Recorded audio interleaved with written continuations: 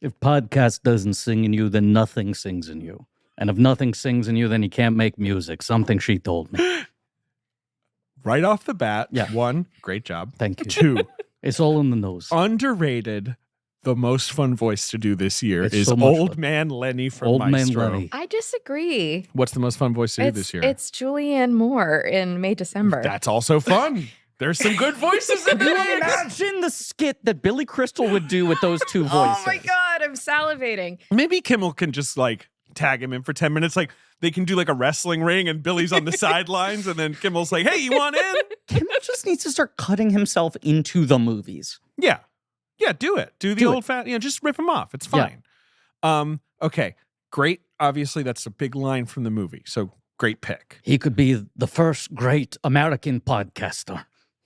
Who abandoned Snoopy in the podcast studio? I mean, that's the best line. Who abandoned Snoopy in the vestibule? Who abandoned Snoopy it's in the his podcast day. studio? It's I his podcast day. too much. What can I say? But I'm reining it in. I'm reining it in. That's what I wanted you to do. That's a good What one. if we started with Leonard podcast? Could do that. Could do REM. Oh. Could do that. It's in the movie. And his license plate reads Maestro in that scene. Yes. What a fucking movie. Let's go to the club. You want me? I'm going to grind up on you. Here's look, we'll talk about it, and it's not even something I actually want to talk about that much. Lenny in the club? No, just the amount of like fucking discourse on the nose when the first teaser and the photos came out. Definitely right? don't want to. Right. Yeah. Okay. Yes. We'll yeah. talk about we're the same. very We're the same. briefly, right? But then you watch this movie and you're like, nose is kind of important to the performance. If When he talks like this, should Denzel Washington yes, present Best Actor this By a year, nose. bucking By- tradition, By a nose. so that just in case Bradley wins, he could say by a nose. yes, and if someone beats Bradley, he can still say by a nose. Then he would say, because of the nose, Yeah.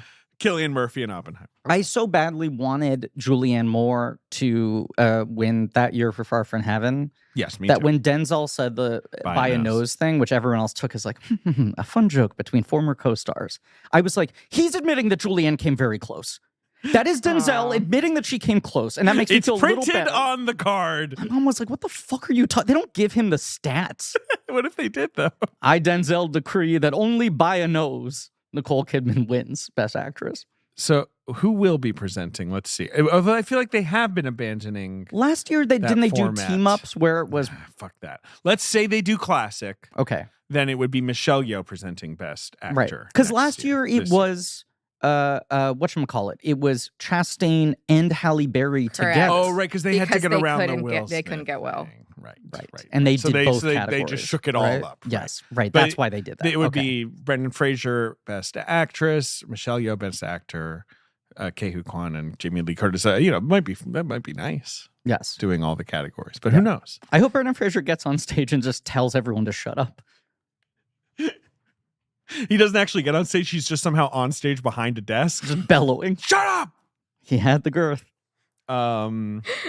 He's amazing in Flower Moon. Yeah, he I feel rules like in people don't Flowers talk Moon. about him in it because he comes in so late that people didn't really want to spoil. No, there was also 2 weeks of everyone being dumb about this, David. You're already forgetting. No. 'Cause I you don't left know Twitter? because I left Twitter. I don't even know what the dumb things are anymore. There was 2 weeks of everyone being dumb about this performance to the point where Marie's making a face. like think pieces were written and Scorsese had to respond. They made Scorsese respond, and he was like, "He's great in the movie." He is great in the movie. And Very he big said- performance. He had this quote where he said, "I saw him. He had the voice. He had the girth," Hell yeah. which is one of the greatest lines. Introduce our podcast. This is Blank Check with Griffin and David. I'm Griffin. I'm David. I'm David. I can't really do This is it. Blank Check with Griffin and This David. is blank check. I'm Griffin. I'm David. It's a podcast about filmographies, directors who have massive success early on in their careers and are given a series of blank checks to make whatever crazy passion projects. I feel like I'm losing it the more I do it. It's a little too like streetwise. Who am I going into now? There's someone else I'm don't know. becoming someone else and I can't identify. There's another guy who I'm doing now. I have no idea, Griff. Directors who are dubbed maestros early on in their career and they're given a series of blank checks. Am I doing Shep Gordon from Superman? No, wait. Who are you doing? I can't tell. I'm doing You're someone almost like now. Michael Lerner or something. Anyway. No, okay. Michael Leonard, the bought and think feeling. Yeah, he's got Michael more. Lerner's more up there. I feel like who is this person? Bradley's Lenny is a little more. It's There's a little more. mellifluous. There's a sparkle to it. There's a sparkle to it. There's a No, spark- but I'm there's still a doing. sparkle I to think it. I'm doing Shep Gordon. Okay. Look, directors who have massive success early on in their careers and are given a series of blank checks to make whatever crazy passion projects they want. And sometimes those checks clear and sometimes they bounce, baby. Sometimes they're on Netflix. Sometimes they're on Netflix. And we'll never know. This is our second episode devoted to the films of Bradley Cooper. Yes. A pod is cast. Yeah, let's just call it that. I think that's what it was called. I was listening to the episode in the shower last night. Wow, And- wow. I won't go into too deep detail there. But you guys said a lot of interesting things. Yeah, I also listen to pods in the shower. I do too. Cool. Not ours. Benny? No, sometimes ours. Oh, I've got a I shower don't. radio. I'm a big fan of listening to pods and or music in the shower. Yeah. I was listening to our gold member commentary this morning in the shower. I'll admit it. I can't believe you still listen. I will almost always listen to our special feed special Oh, features. you don't listen to main feed anymore? Sometimes. With the main ones, I will listen if it's like we recorded it a while ago, which often is the case. Because Yeah. I'm like, I don't even remember what we said. If it was something like Boy in the Hair, and I'm like, I fucking did that 8 minutes ago. I'm not listening back. No, to I that. used to listen all the time just for quality control. Like I want I just want to know I what want to I hear said. how it comes out the other end. Right. And then once the pandemic hit, it was like, You gave up. this goes into a box and I But drop it to our the bottom of specially- the sea. Our special features episodes are, in my opinion, our most fun episodes, are agree. silliest. We're not just saying this to get you to subscribe. And so it's always, I Tis have the a good season. time listening No better to gift those. than to give someone else a Patreon What did we subscription. say on our Stars Born episode? Well, Any hot takes you that were right? I believe you start with I predict talking the pandemic. about how you're this is like kind of an unusual choice to Yes. cover A like debut a film, debut right. film, Right. Yeah. but how recently you had been trying to, put more current releases in the lineup because Ben said they were better for ratings. They would Right. do very well. It was a thing we used to do It's more still often true. Yeah. strategically. Now I think we kind of hate having to Well, do we always new have this like releases. glut at the end of the year, which Yes. may change, but the last couple of years there's been gluts. There's also a pressure that comes accompanied with a lack of perspective that we usually have the benefit of operating from, and just like We're cowards. We're cowards. You're saying you're right. We haven't. The discourse hasn't settled. Our own feelings haven't settled. Yes. Sometimes you guys have just seen it like days before this new movie, Sure. and like it's tough to. But I think it's gotten to this place where we used to strategically say, are there a couple times a year where there's a movie one of us is excited for, or there's something that feels like it overlaps with some bit on the show or whatever, and Right. it's an excuse to put something on main feed, even if it's a director we're not covering. Bradley Cooper, that was an example of let's look at the calendar. Is there anything that feels like we could bump it up to a feed? But it also felt like this feels like a guy announcing himself as an auteur. and in my opinion, we called it. And it was framed that way, and it was a huge hit and a big Oscar player and all of this. We called it, and even some people who kind of viewed it as scant and were like, we're really elevating Bradley Cooper to the level of they're going to talk about him every time a movie comes out. He directs a new film. And then I've seen a lot of those people be shut the fuck up after watching Maestro, which whether or not you like this movie, and I think this movie rules, I think this is basically a masterpiece. I don't think anyone can watch this and deny, like, okay, he is a serious filmmaker. I'm sure some people will, but I agree with you. I think you can There just are like choices. you There are can, choices. yeah, yes, and there's like just a level of artistry, craft, thought, feeling in this movie that is like this guy is a serious filmmaker. I think this movie fucking rules. Marie Bardi, Marie Bardi, our associate producer, joining us on mic. We saw this movie together. We did. And I feel like we were pumping our fists like once every 2 minutes. Yes. So I just want to say one of the first things that you mention which you mentioned last week in last week's episode on Boy and the Heron, is that you wanted to get your Saltburn commemorative cup. Yes. You were worried that we didn't get to the theater in enough time for you to go to concessions and get your Saltburn cup. Does that have Jacob Elordi's cum in it or something? That's a separate. There's also at certain theaters, I think the Alamo, there is a while supplies last small clawfoot bathtub drinking container. I'm not shitting you. Are you serious? I'm serious. There is a big bathtub in the lobby of Alamo in well, they have downtown that Brooklyn. to take pictures with. But also across the Alamo chain nationwide, there was a while supplies last. You get a commemorative. Look, you can drink your spirits out of a little cummy bathtub. Correct. I'm not shitting you. To be clear, in the film, Barry Keoghan drinks Jacob Elordi's cummy bathwater. Right. Yes, it's one of the many transgressive moments in Emerald Fennell's Saltburn. The much smaller Angelica chain of independent theaters had their own promotion with a Saltburn souvenir cup that looked more like the cup you'd get, the tie-in cup that Burger King would give you. What if we just went back to, look, I know you love tie-in merch. Yeah, by the way, I saw Saltburn this week. It fucking blows. I know people hate when I just like throw stray haymakers and do a drive-by and refuse to unpack it. That movie sucks. I mean, it's not a successful film. No. The thing is, I went into it, I'm not a huge fan of her first film, and I went into it with pretty low expectations. Yeah. And the first hour of it, we could just do 2 minutes on Saltburn. Yeah. I was like, I'm kind of having fun, to my surprise. I agree 100%. I was like, everyone's being too hard on this movie. I don't think it's great. I don't think it's super intelligent, but she is a very stylish, entertaining filmmaker. And like, it's literally about like when I went to British University. I didn't go to Oxford, but still, it's set at a British university in the mid-2000s. I'm like, you used to always drink cum out of bathtubs. There's a lot of overlap. 100%. I love to fuck graves. And then 80 I more. still haven't seen this 80 more minutes of the movie happen. Yeah. And the extent to which I was out by the end of it. And it ends, well, you know what? I won't spoil it anymore. Yeah. I won't actually say what happens at the end, but I should be on board with the ending, is what I'm saying. I was relatively into the first hour of the movie, and then I would say every minute past that point, I liked it 10% less until I was deep in the negative. I think that movie is about nothing. I like Promising Young Woman, I think, more than either of you two do. Yeah, I hate that movie. Even though I think it is I don't like that movie. A deeply flawed film. I think there's some power in it for a first film. And then watching this, I was like, I gave her too much credit on the first one. I mean, this movie's like a disaster. I think she, plays with fire, and it makes you think about stuff, and it's invigorating, or what, but like, I don't think that's good. Who else does that but makes good movies? Who? Hot take, Lena Dunham. Sure. I mean, I make more movies, Lena. Yeah. Yeah. Cum bathtub. What were we talking about? Oh, well, Carey Mulligan. Speaking of Maestro. Oh, sure. So, would you agree she's good in Saltburn? Yeah, she actually kind of freaks it in Saltburn for 10 minutes. I think everyone's kind of good in Saltburn. I think one person is really bad in Saltburn. We'll talk about it off mic. Everyone else, I'm basically sure. Fine. Back to the Angelica. Yes.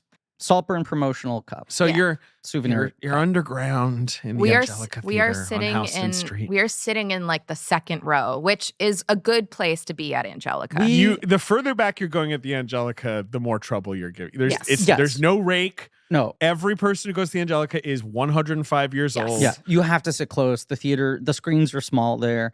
But yes, it was kind of a game time decision. Yeah. We were like, fuck, should we go see Maestro tonight? Mm-hmm. Made the plans like 2 hours before the movie started. Both were getting fucked a little bit by the trains. Got there just on time. Yes. But Griffin was able to get his snacks. Yes. Did not get your Saltburn cup. Because they were sold out, which you did say on your Boy and the Heron episode. I did. But it was, despite it being Angelica, I thought it was a very good screening.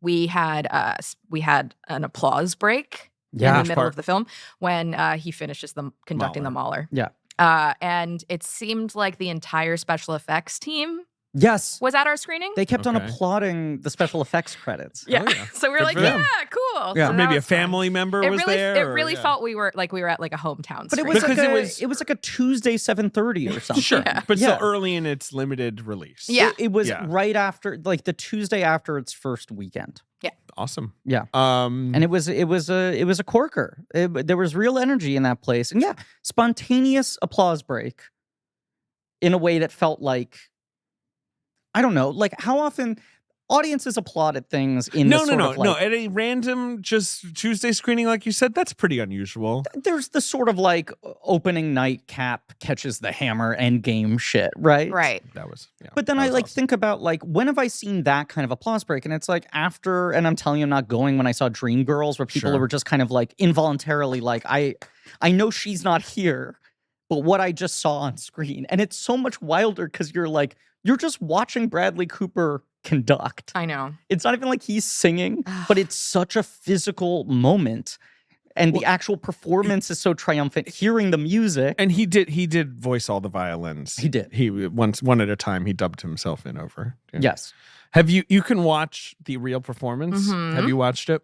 It's on YouTube. I It's easy to see. actually, so I rewatched Maestro last night at home. I watched it this morning. And I watched it with my husband, who's a big Bernstein Double humble guy. brag. Triple humble brag. Yeah, right. But Were you hugging and kissing? We actually were, because like there are some like really There are. intense It's a very emotional emotional film. It's moments. very emotional. But he pulled up on his phone the real performance. It's a of, real performance in a church. Is it the? It's how Mahler's is it- second. But how is it pronounced? Is it the Eli Cathedral? The Eli Cathedral? It's ELY. It's in It's England. Eli. Eli. Okay. Don't fucking quote me on that. I'm always getting British pronunciation wrong. But he pulled up the actual performance on his phone and was scrubbing through it to match the parts Wild. in the shown in the film. Yeah. And while he's not mimicking like beat for beat Yes. the gestures, they're like it's Maybe it is Eli. I don't know. it's very on target. In the movie, the way it plays out is a oneer, correct? So you're also watching him. I'm not sure. There's a oneer at the There's end, a very long which shot. reveals Right. Carrie at the you're end right. of it. You're right. But So there's some cutting. sustained. Yes. Yes. Yeah. The Yes. final piece of it. Yes. Yeah. I'm just remembering that It's an shot, which is so good. overwhelming moment in the Yes. film. Yes. And it's late in the film, and it's Yes. I mean, look, emotionally pivotal. The case we made for covering Stars Born outside of it helps our ratings to cover new releases, a thing we no longer explicitly chase, was like this movie is landing with the sort of the feeling of here is a guy trying to build the kind of career that doesn't really exist anymore, right? Right. Like these people we always cite, like Streisand, like Beatty, like Redford, like Eastwood, like Costner, like Gibson, these people who ascend to the A-list and are like, now I make my own movies. Now I tell my own stories. And outside of Redford, those people often would do those movies with themselves in the center. But it was sort of like, I'm leveraging my star power to express things that maybe don't seem overtly commercial and to try to bring like a sort of seriousness into mainstream cinema. And Star is Born, for a movie I have complaints about, is Rolling like my eyes. undeniably, for that movie to make like close to $200 million, be a full cultural sensation, get all these Oscar nominations, it was just like, this is a movie for grown-ups. Like, this is a movie of like serious R-rated, adult emotion. grown-up romance. Yep. Yes. It's one of the most recent films that like my wife watches all the time. Right. You know what I mean? Like that has entered I've like seen the that movie classics 4 rotation. times, which is a lot for me. Like, is there one of the versions of the AMC Nicole Kidman ad that has Star is Born in it? I don't know. I don't go to AMC. Well, you know I'm what? a Regal Clown Club member, baby. Okay. The Clown Club. You just called.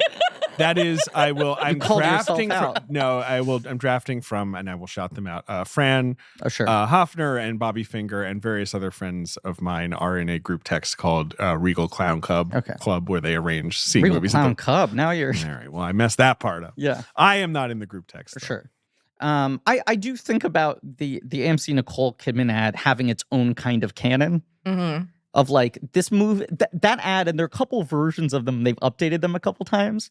But Have it's they? like, yes. Yeah. Because I feel like the last time I saw it, Creed 3 is it Creed 3 that's in it, or is Creed it 1 is in. Okay.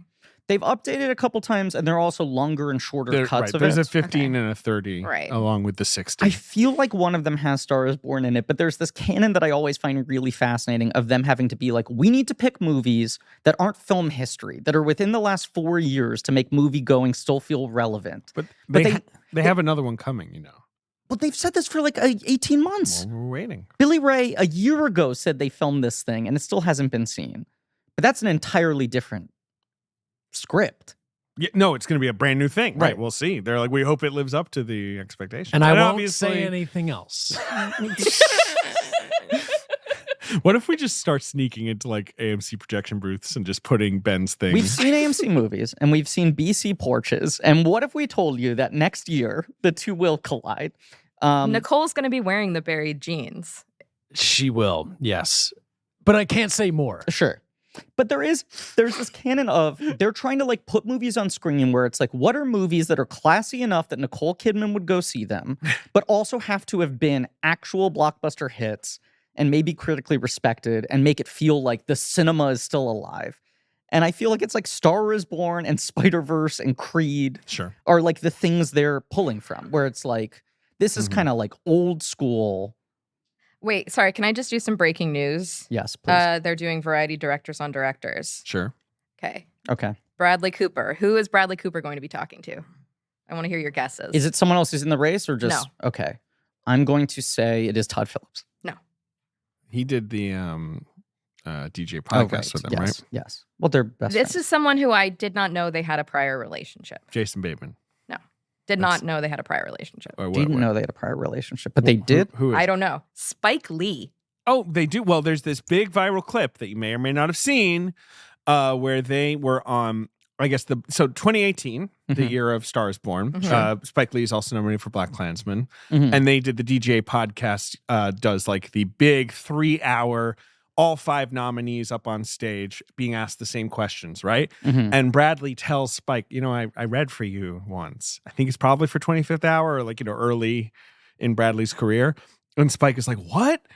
And Bradley's like, yeah, I did my thing. And you were like, oh, thanks. Nice to meet you. You got me out of there fast. And Spike like starts laughing. Oh my God. And it's a really sweet moment. That's cool. So maybe they became pals on the 2018. I love that. I Yeah. mean, I feel like they have a similar sense of scale and melodrama. That melodrama, they have a similar, like, they are both unafraid to make choices, Yes. to have their voice be in the movie, if that makes sense, Mhm. like Yeah. their directorial voice. And Yeah. Spike placed himself in his films a lot He did. early on. I'm sure. And Bradley Cooper is the Spike Lee of the Philadelphia Eagles. Correct. That is very true. And should we just keep making comparisons between the two and Yeah. see if we get in trouble? Never. No, I'm joking. Just to close the loop on this, Billy Ray announces September 2022 Okay, that so he had about written a the year script and for a the bit ago. sequel. Okay, well, things take time about a in year and a Hollywood. half ago. Then what's his name? Adam Aaron, the head of AMC, Yeah. in May of 2023 said the script was written. They hadn't decided whether or not they were going to film it yet. It would debut either in late 23 or 24. I want to say the full Nicole Kidman AMC ad canon is, it's not long. Force Awakens, Jurassic World, Wonder Woman, La La Land, Creed, Spider-Verse, Star is Born. Those are the 7 movies across all the Okay. Assassin's Creed, though, too. Assassin's Creed. I'm sorry. Assassin's Yeah. Creed, and then all the video games, Well, yeah. porches. Right. It's an interesting grouping. No, I know what you're talking about in terms of like prestige, but big budget. $100 million There dollar are 4 grossers. franchise films, but of the 4, I would say Jurassic World is the only one that was not critically It got good beloved. reviews. People forget. And then, La La Land, Creed, Star is Born feel like, look, see, we still do it sometimes. And so he did it. He with did it. A Star is Born.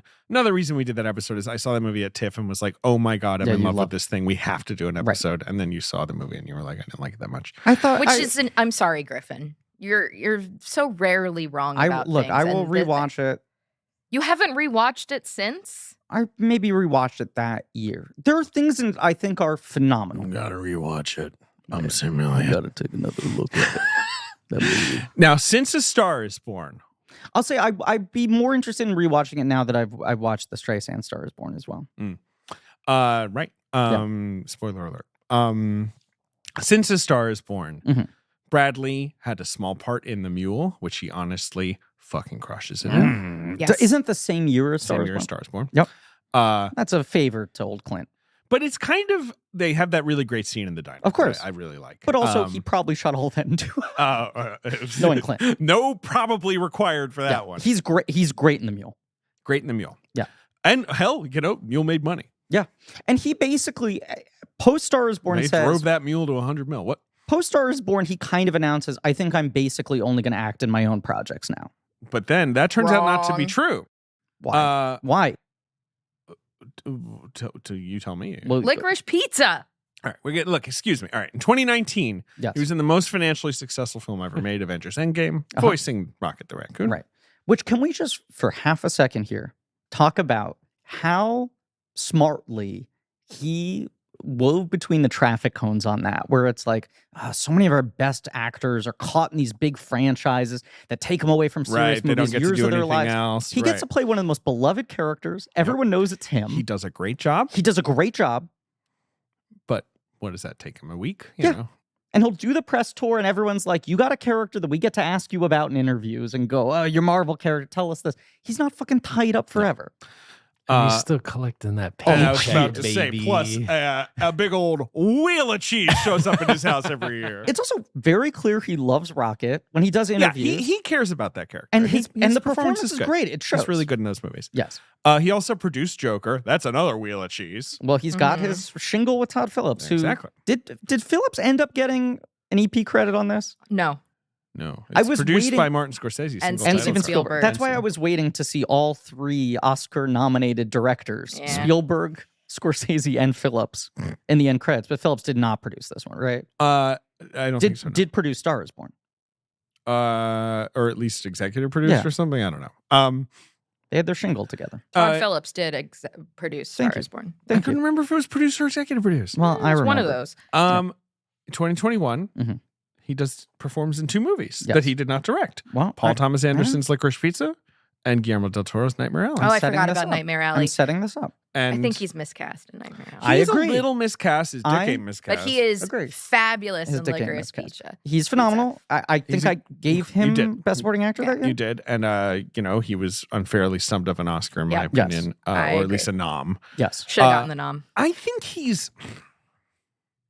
I don't know what to make of Nightmare Alley. I kind of I want to don't rewatch it. I need to rewatch it. He as well. makes sense as like a Tyrone Powery guy, like on paper.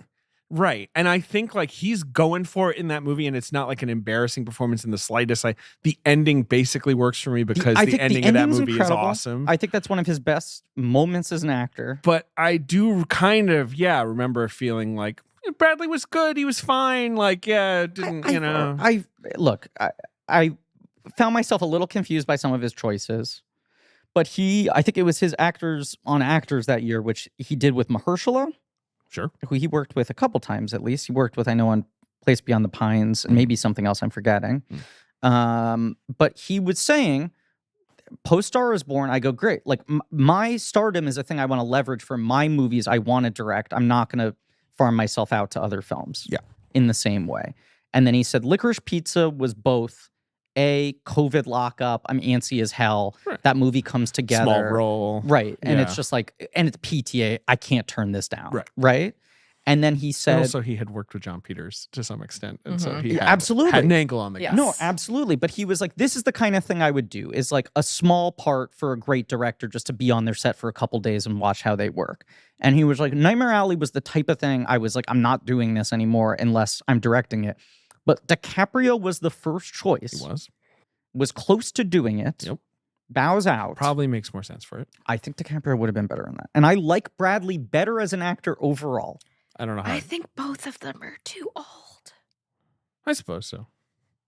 Possibly, but then who's the younger guy who fits Who's into that? the fucking Tyrone Power? Who's the guy? I'm Who's the guy, thinking Marie? Who's got the Riz? Jacob Elordi. I don't fucking know. Too Like, young. Everyone's but I- just right. I'm Look, gonna say this I gotta now. say, I get it. I get it. I get it too, but I am now putting a ban, and I'm not talking about our podcast. I'm talking about film Twitter. Yeah. No suggesting of Jacob Elordi for everything. Everyone's already doing that up on the hills. He's of become Hollywood. yes. We get it. It's become too easy. We're about to have a fucking Jude Law experience with this guy. He's Yes. a good actor. He's charming. He's talented. He's handsome. He's And tall. I think he's making good choices. That's fine. But he's now gotta, it's going to be he's like, got to be could judicious. Elordi play Superman and Batman? Don't do it. It's just Jacob. gonna. That's what it's gonna be. Yeah. All no. right. Speaking of Batman, Pattinson. Yeah. Oh, you know what? Pattinson would have been really good. He's Pattinson. a good actor. Pattinson. I'm here for anything he does right Yeah. now. Same. No, but Bobby would have been really good in Nightmare Alley. I am the heron. As he put I it, am the heron. as Bradley Cooper put it in this Mahershala one-on-one, he was like, they went straight from DiCaprio to me It's an honor. Yeah, and he was like, And look, it's Del Toro. This is a serious director. It's his follow-up to a Best Picture winner. yes, but he also was like, I have to admit, like, I don't want to sound this petty about it, but like, I just accepted 5 years ago that I was never going to be seen as on that tier of those guys, where it was just like the top tier that the best Oscar-winning filmmakers want to work with is Pitt, Clooney, DiCaprio. And he was just like, I was trying to will myself to that tier, and I just accepted. They never want me. There's a ceiling to what I get cast in. I want to make my own movies. And he was like, I just honestly, the fact that he offered it to me, I had to do it. Almost out of like spite. Not that he played the role I get it. spitefully, No. but I thought that was so telling that he was like, for a guy who's that big of a star to talk that openly about sort of his feeling of where he ranks. And also for a guy who's of a similar age, he's been famous for far less time than those guys. He has. He's been known for a long time, Acted but not for a really while. famous Yes. or But you're like, A-list or whatever. DiCaprio's been a star for 10 years by the time Bradley starts working, And let even- alone it's another Oh, yeah, 10 of years course. before Bradley becomes an A-lister. even once Bradley becomes an A-lister, And in in the early his mind, 2010s, he's like, I never hit that tier. like when Bradley's in the David O. Russell movies, I'm kind of watching them being like, I'm sorry, I won't be sold on Bradley Cooper as an A-list actor. Like I had that chip on my shoulder about him. I had a bit of it too, and I think he's pretty fantastic in Silver Linings Playbook, but I also too. think my takeaway was, David O. Russell got a really good Right. performance out of Bradley Cooper, which in retrospect is rude and absurd to give that much credit to David O. Russell, but that was also his moment of being the whisperer. The movie that turned me around on him was American Sniper, which is like a movie I didn't even like that No. much, but I was like, I think he kind of is amazing in I this. agree. He's kind of undeniable in it. And you're Uh, also just like, this guy is like going in weird directions. In 2022, he fulfilled a lifelong dream artistically. Okay. He voiced Rocket Raccoon in a Taika Waititi Thor movie, Yes, Love and Thunder. the dream. It's another wheel of cheese. Yeah. In 2023, he appeared in 3 of the best movies of the year: Maestro, Mhm. Guardians of the Galaxy Volume 3. Yeah, okay. Just go with me. And Dungeons and Dragons: Honor Among Thieves. Oh, I he's so good. forgot at about Dungeons and Dragons. Never forget. Good movie. But that happens because he's still fucking texting buddies with John Francis Daley. Back from Kitchen Confidential. Correct. And I think it was something like they shot that whole scene with a stand-in, If you read the interview, or maybe another actor. it sounds like it was Dexter Fletcher. Sure. That's what I've That surmised. was you did some sort of like sleuthing Yeah, about I this. feel like we did this together. I Yes, remember being right, a part we of were this texting about conversation. this. talking about the Yes. guy from the Star Wars movies. Yeah, they got Dexter Jetster originally. They got him in there and then he got canceled. He got His canceled. many hands were a little too busy. Oh, I'm sorry, Dexter. I'm joking. Dexter Fletcher would never touch anyone against Neither him. would Dexter Jetster. Sorry, neither would Dexter Jetster. And then they put him in later. He's wonderful in that movie in this sort of like incredibly like Bradley Cooper kind of open heart performance, Yeah. like for one scene. But that's like, right. This As is, Michelle Rodriguez he's is like, gnome look, I'll jump in ex-boyfriend. and do a little thing. I'll do favors for friends. I'll do Rocket. But he's like, if I'm starring, it's my shit. He's lined up a couple new projects now that are all sort of like Bradley is eyeing to direct and star. Right. There's the Will Arnett one. There's the whatchamacallit, the Christian Bale, and he just signed on for some CIA thriller. Did they? Let's see. Yeah. Bradley Cooper, Christian Bale. But that Movie. news story was Bradley is considering directing. Like, it seems like most Best of Enemies. Yes. Isn't that the title of a Gore Vidal Yeah, sure. documentary? Yeah. Yeah, who cares? the Buckley Vidal. Buckley. Vidal. Yeah, I was Yeah. like, who's the conservative? I It's forget also his isn't that name. also what come on, what was that awful movie about Oh, the Taraji P. Henson? yeah, Taraji P. Henson, Sam Yeah, it was Rockwell. That called was called the something best. like That that. was called The Best of Enemies. Wow. So maybe they want to change the Maybe name. they want to change the Of title. course, no one remembers that happened. That movie.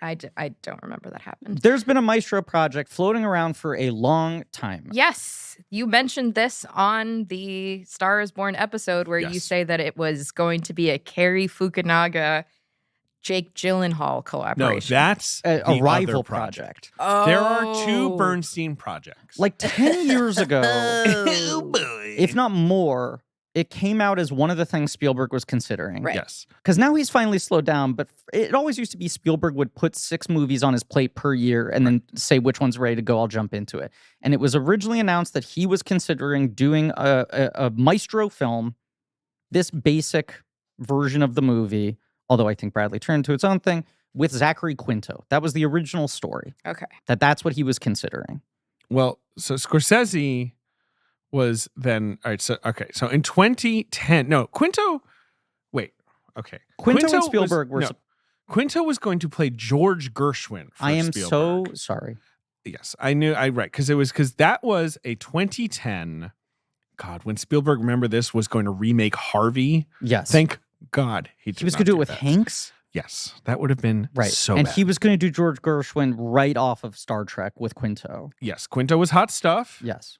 And George Gershwin, if people don't know, died very young. Like it's a sort of like, it's an interesting story for a movie to do one day. I'm an idiot and I combine the two You're people not in an my idiot. head and my memory. Because the thing was, Scorsese was going to make this movie. Right. And he is, of course, a producer on it. Yes. Then Scorsese drops out because The Irishman happens. Did Scorsese ever have an actor? I don't know. Okay.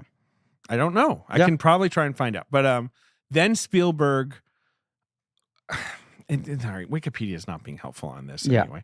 Like Spielberg definitely at some point wanted to make this movie Mm-hmm. and steps aside for Cooper. I think Cooper is a person he initially approached to star. Correct. And then I guess realized like you are very invested in this in every way. The story I heard Cooper tell is that Cooper's like obsessed with conductors and says that when he was a child, he used to play conductor in his bedroom and originally wanted to be a conductor. What a little cutie pie. I like what a dork Bradley Cooper is.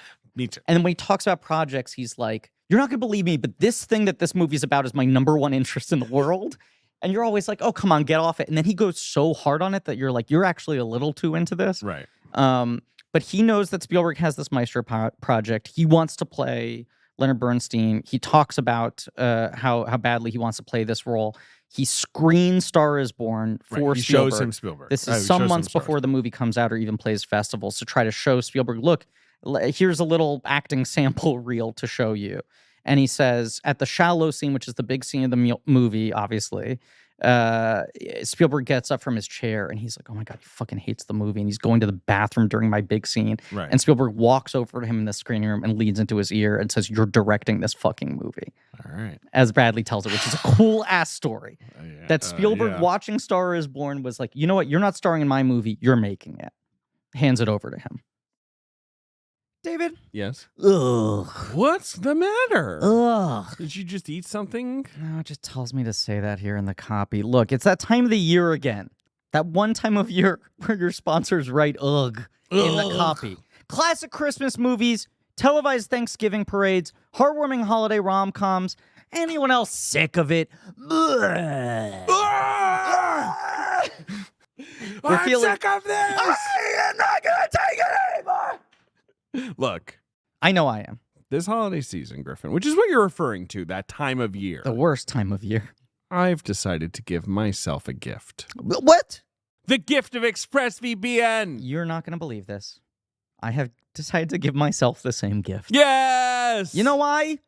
Because ExpressVPN is the app that lets you change your online location, lets you trick Netflix, and who doesn't enjoy that? You trick Netflix and you get a little treat Putting under your camo on, and suddenly Netflix is like, I don't get it. What country are you? treat under the tree. It's a whole new library of content because if you didn't know, Netflix has different shows in every country. So, for example, let's say you could use ExpressVPN to binge The Office on UK Netflix.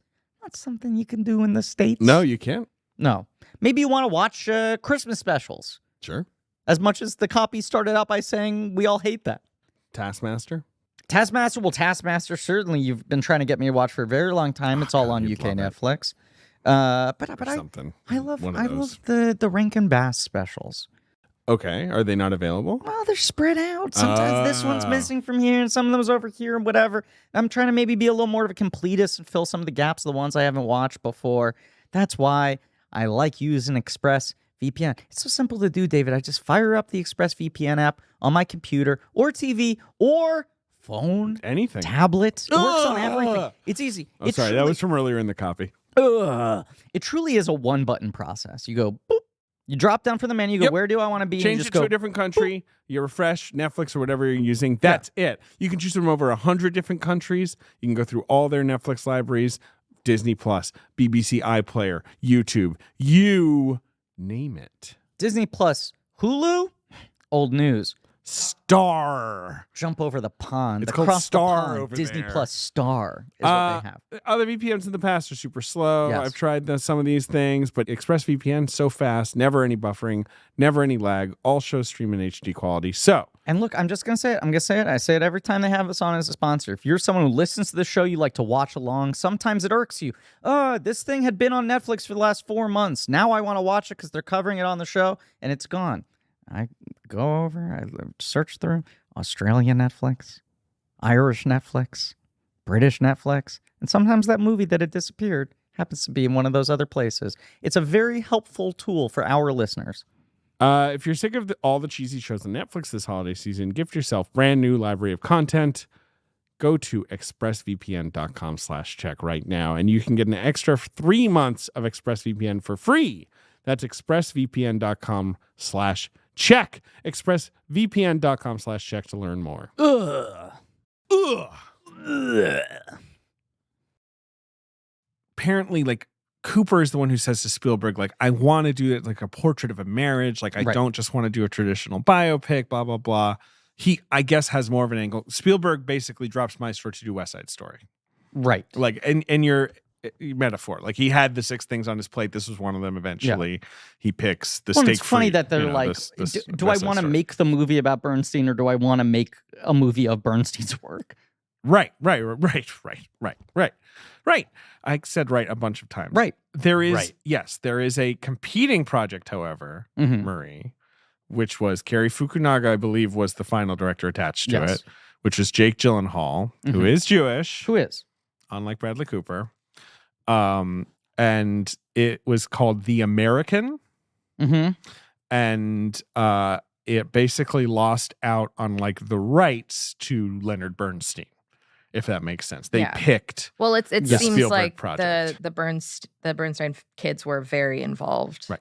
in this project. Yes. They've They been were. at like every single premiere of it. They Yes. stand up, they start conducting like their dad. My brother at one point sent me a text of them doing that, being like, the strike needs to end. We need Bradley Cooper. We can't just have these guys doing this. Oh no! Can I say, by the way, I deeply respect, because I'm not gonna call out other people, but there were some people who were playing kind of dirty pool during the strike of being like, well, I'm doing this promotional appearance in my capacity as a producer, Sure. not as an actor. They were not breaking the rules, but maybe not the as a writer. spirit of the strike right. was a And little. Bradley Cooper is someone who's in several guilds. He's PGA, WGA, He DGA, certainly could have and promoted SAG. this movie. And he was like, look, 2 of my 4 guilds are on strike. I'm not promoting it. It But premiered at Venice. He He did wasn't go there. to the New York Film Festival premiere to sit in the audience Of course, and do the sound that's check. sweet. That's cool. Which is like, because I felt so bad. Yeah, I felt terrible. But like, I respect the hell out of him that he like Yeah. went to his New York Film Festival premiere. He easily could have gotten up and been like, I'm only here as a director. My solidarity with the other unions. And he was like, no, I'm a big star. It makes a bigger statement if I don't fucking do this And shit. now he has a cheesesteak truck, and you can go get a cheesesteak from him in the West Bobby Village. Wagner and I are making plans to go this way. Wait, why didn't you include Why don't you me? invite me? Well, I had lunch. Wait, when has Bobby replaced me as your Philadelphia friend? Wow, this is I'm huge. like genuinely I'll loop insulted. you in on the plans. What's the Philly cheesesteak so thing? so I go to get lunch with Fran Hoffner, who I just invoked. Well. Lunch Since with when Hoffner. has Fran Hoffner replaced me as your lunch? And she shows up to the lunch and she says, Maestro's on On 6th 3rd Avenue. Street, Yeah. yeah. And I'm like, what are you talking about, Fran? Because Fran loves to do a bit, especially a bit about Maestro. Right. You're like, And then there's no she, movie like- theater on 6th Street. Where could it be playing? And she shows me a picture. She's like, I had to go see Maestro. And she shows me a picture of Bradley working the line in a food truck that's making Philly cheesesteaks for, paying customers. All the money goes to charity, I believe. What's the name of the pizza place, Marie? Is It's it like Tony? Angelo's? Angela's Pizza, Yeah. South Yes. Philly, but I think it was Tony and Coops or It's something. called Tony and Coops. It's called Tony and Coops. but Is it's the name of the specifically a Bradley Cooper, Cheesesteak Venture. And I said to Fran, like, is he... and he was making Is he them. right? I was like, is he taking orders? Is he like chatting with people? And she was she's like, no, on the fucking he's in the grill. back. He's chopping steak. Yeah. So Venture. unpack that. What does that Well, mean? what You're people- saying is he I making think What people were because the suggesting, strike was yes. dragging on so long, maybe he was just like, you know what? I'll just fucking do this.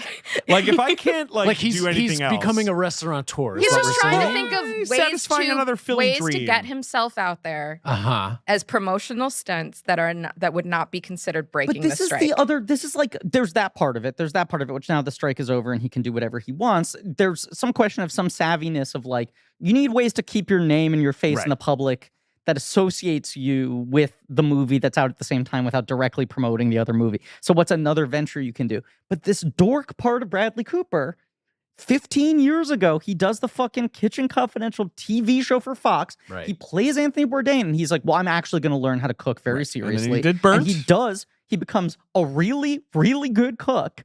And then he's like, I need to find another movie because I'm so good at cooking. And that show got canceled that I need another place to put this. Put me on any chef script you got. So he was in does this Burnt. shitty cook movie to like show off that he could do all this shit. And now he's just straight up, there's like video you can watch where it's like, oh, he is just working the line in this food truck. I want that cheesesteak. Let's go get we're it. trying to track So, down where it is. I- And Marie, It's usually in you the will be village. invited. I know and where Ben, you will be It's invited. in the village. I know It's where been it is. moving around a little bit. So I was working from home that day, and my Humble humble brag. brag husband was out in the city. And once I saw the Was Bradley, he texting you hugs and kisses? yes, like love you, baby, and I love you too. Okay, because if Um, he wasn't, I was going to have to. don't Yeah, worry. just take him aside. Uh, Like, come on, but- you're blowing this, David, buddy. come on. But I saw the Bradley Cooper news, and then I fucking called him. Yeah. And he thought there was an emergency. Yeah. And he's like, "What's wrong?" He's like racing out of a meeting, being like, "What and, is it?" And I'm like, "Are you still in the city?" He's like, "No, I just got back to Brooklyn. What do you need?" And I'm like, "Oh, God damn it. Bradley Cooper has a cheesesteak truck in the West Village." He's like, I just had lunch with him half an hour ago. like, you called me because he wanted me to go Yeah. stop by Bradley Cooper's cheesesteak truck? It's Amanda, like, yes. Amanda brought it up on the big picture, and Bobby was like, how the fuck did you not tell me this? I'm in New York. Why didn't you tell me this? So then I texted Bobby immediately and was like, we have to go because I heard him say it. But now I'll make it all. Chopped liver, I'll put it all. I in know. the- I not like. chopped liver. I don't know. Philly I cheesesteak. I Well, might I'm have gonna to start a like, chopped leave liver this truck. podcast episode early. No, No. now listen, Maestro. The thing I will say about the competing project to get us right back on track Yes. is that it's a script by Michael Mitnick, who wrote two great movies, The Giver and The Current War. Yikes. A plus. Apologies excuse if he me. listens to this podcast. Excuse Sorry, me. Michael. Excuse me. He was also a staff writer on Vinyl, so his track record is perfect. Impeccable. And in my experience, a very nice guy. That's awesome. I'm sure he's a and nice he's guy. a playwright. He might and stuff listen. like that. He might listen. Oh, I- God damn, let's cut all of this out. No, he's a playwright. He's one of the many playwrights who started doing Hollywood stuff. He's also he has a lot of musical experience. He adapted apparently the fucking tome of a 2001 Right. biography called Leonard Bernstein. So my guess is Mhm. that movie is maybe more of your Classic soup to Womb nuts. to Tomb. Yes. And that project is supposedly kind of still in development, I guess. We'll see. But, right. Yeah. It's a couple hiccups there. But because of, I think Spielberg, is a big part of it, Mhm. winning over the Bernstein family, making West Side Story, things like that. He gets the rights to the music essentially. Yes, but do we know the script that Scorsese and Spielberg were working off of? Because No idea, basically, because this movie's credited to Bradley Cooper and Josh. Well, no, Singer. Josh Josh Singer's his guy. Singer, he had written the script. oh, he had. Yes, Okay. that and makes then when Bradley took over the project, they Gotcha. rewrote it Obviously, together. Josh Singer wrote the post for Spielberg. Yes.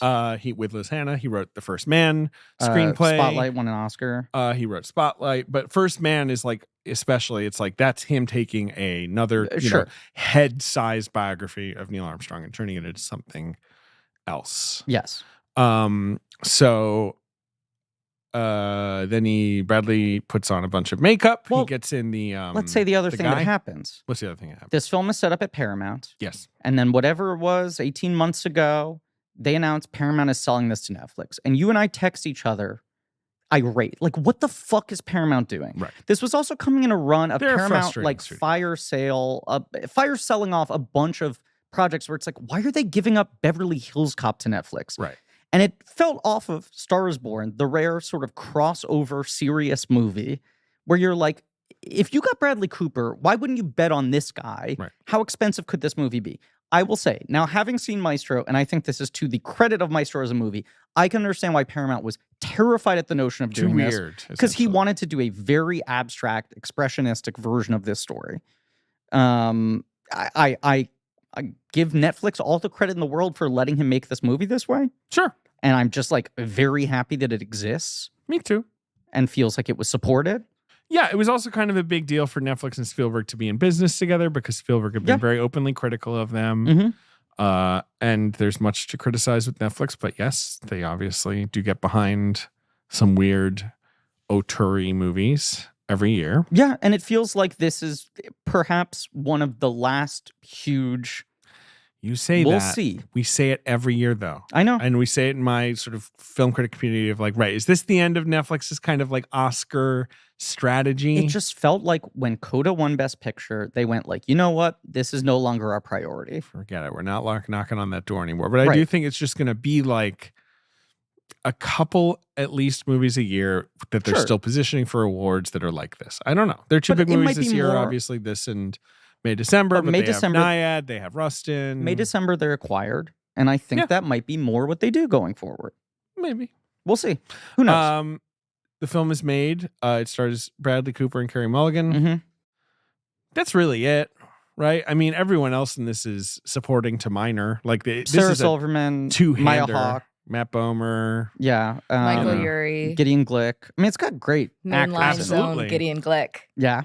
But Another like, Philadelphia person, Wow. Griffin.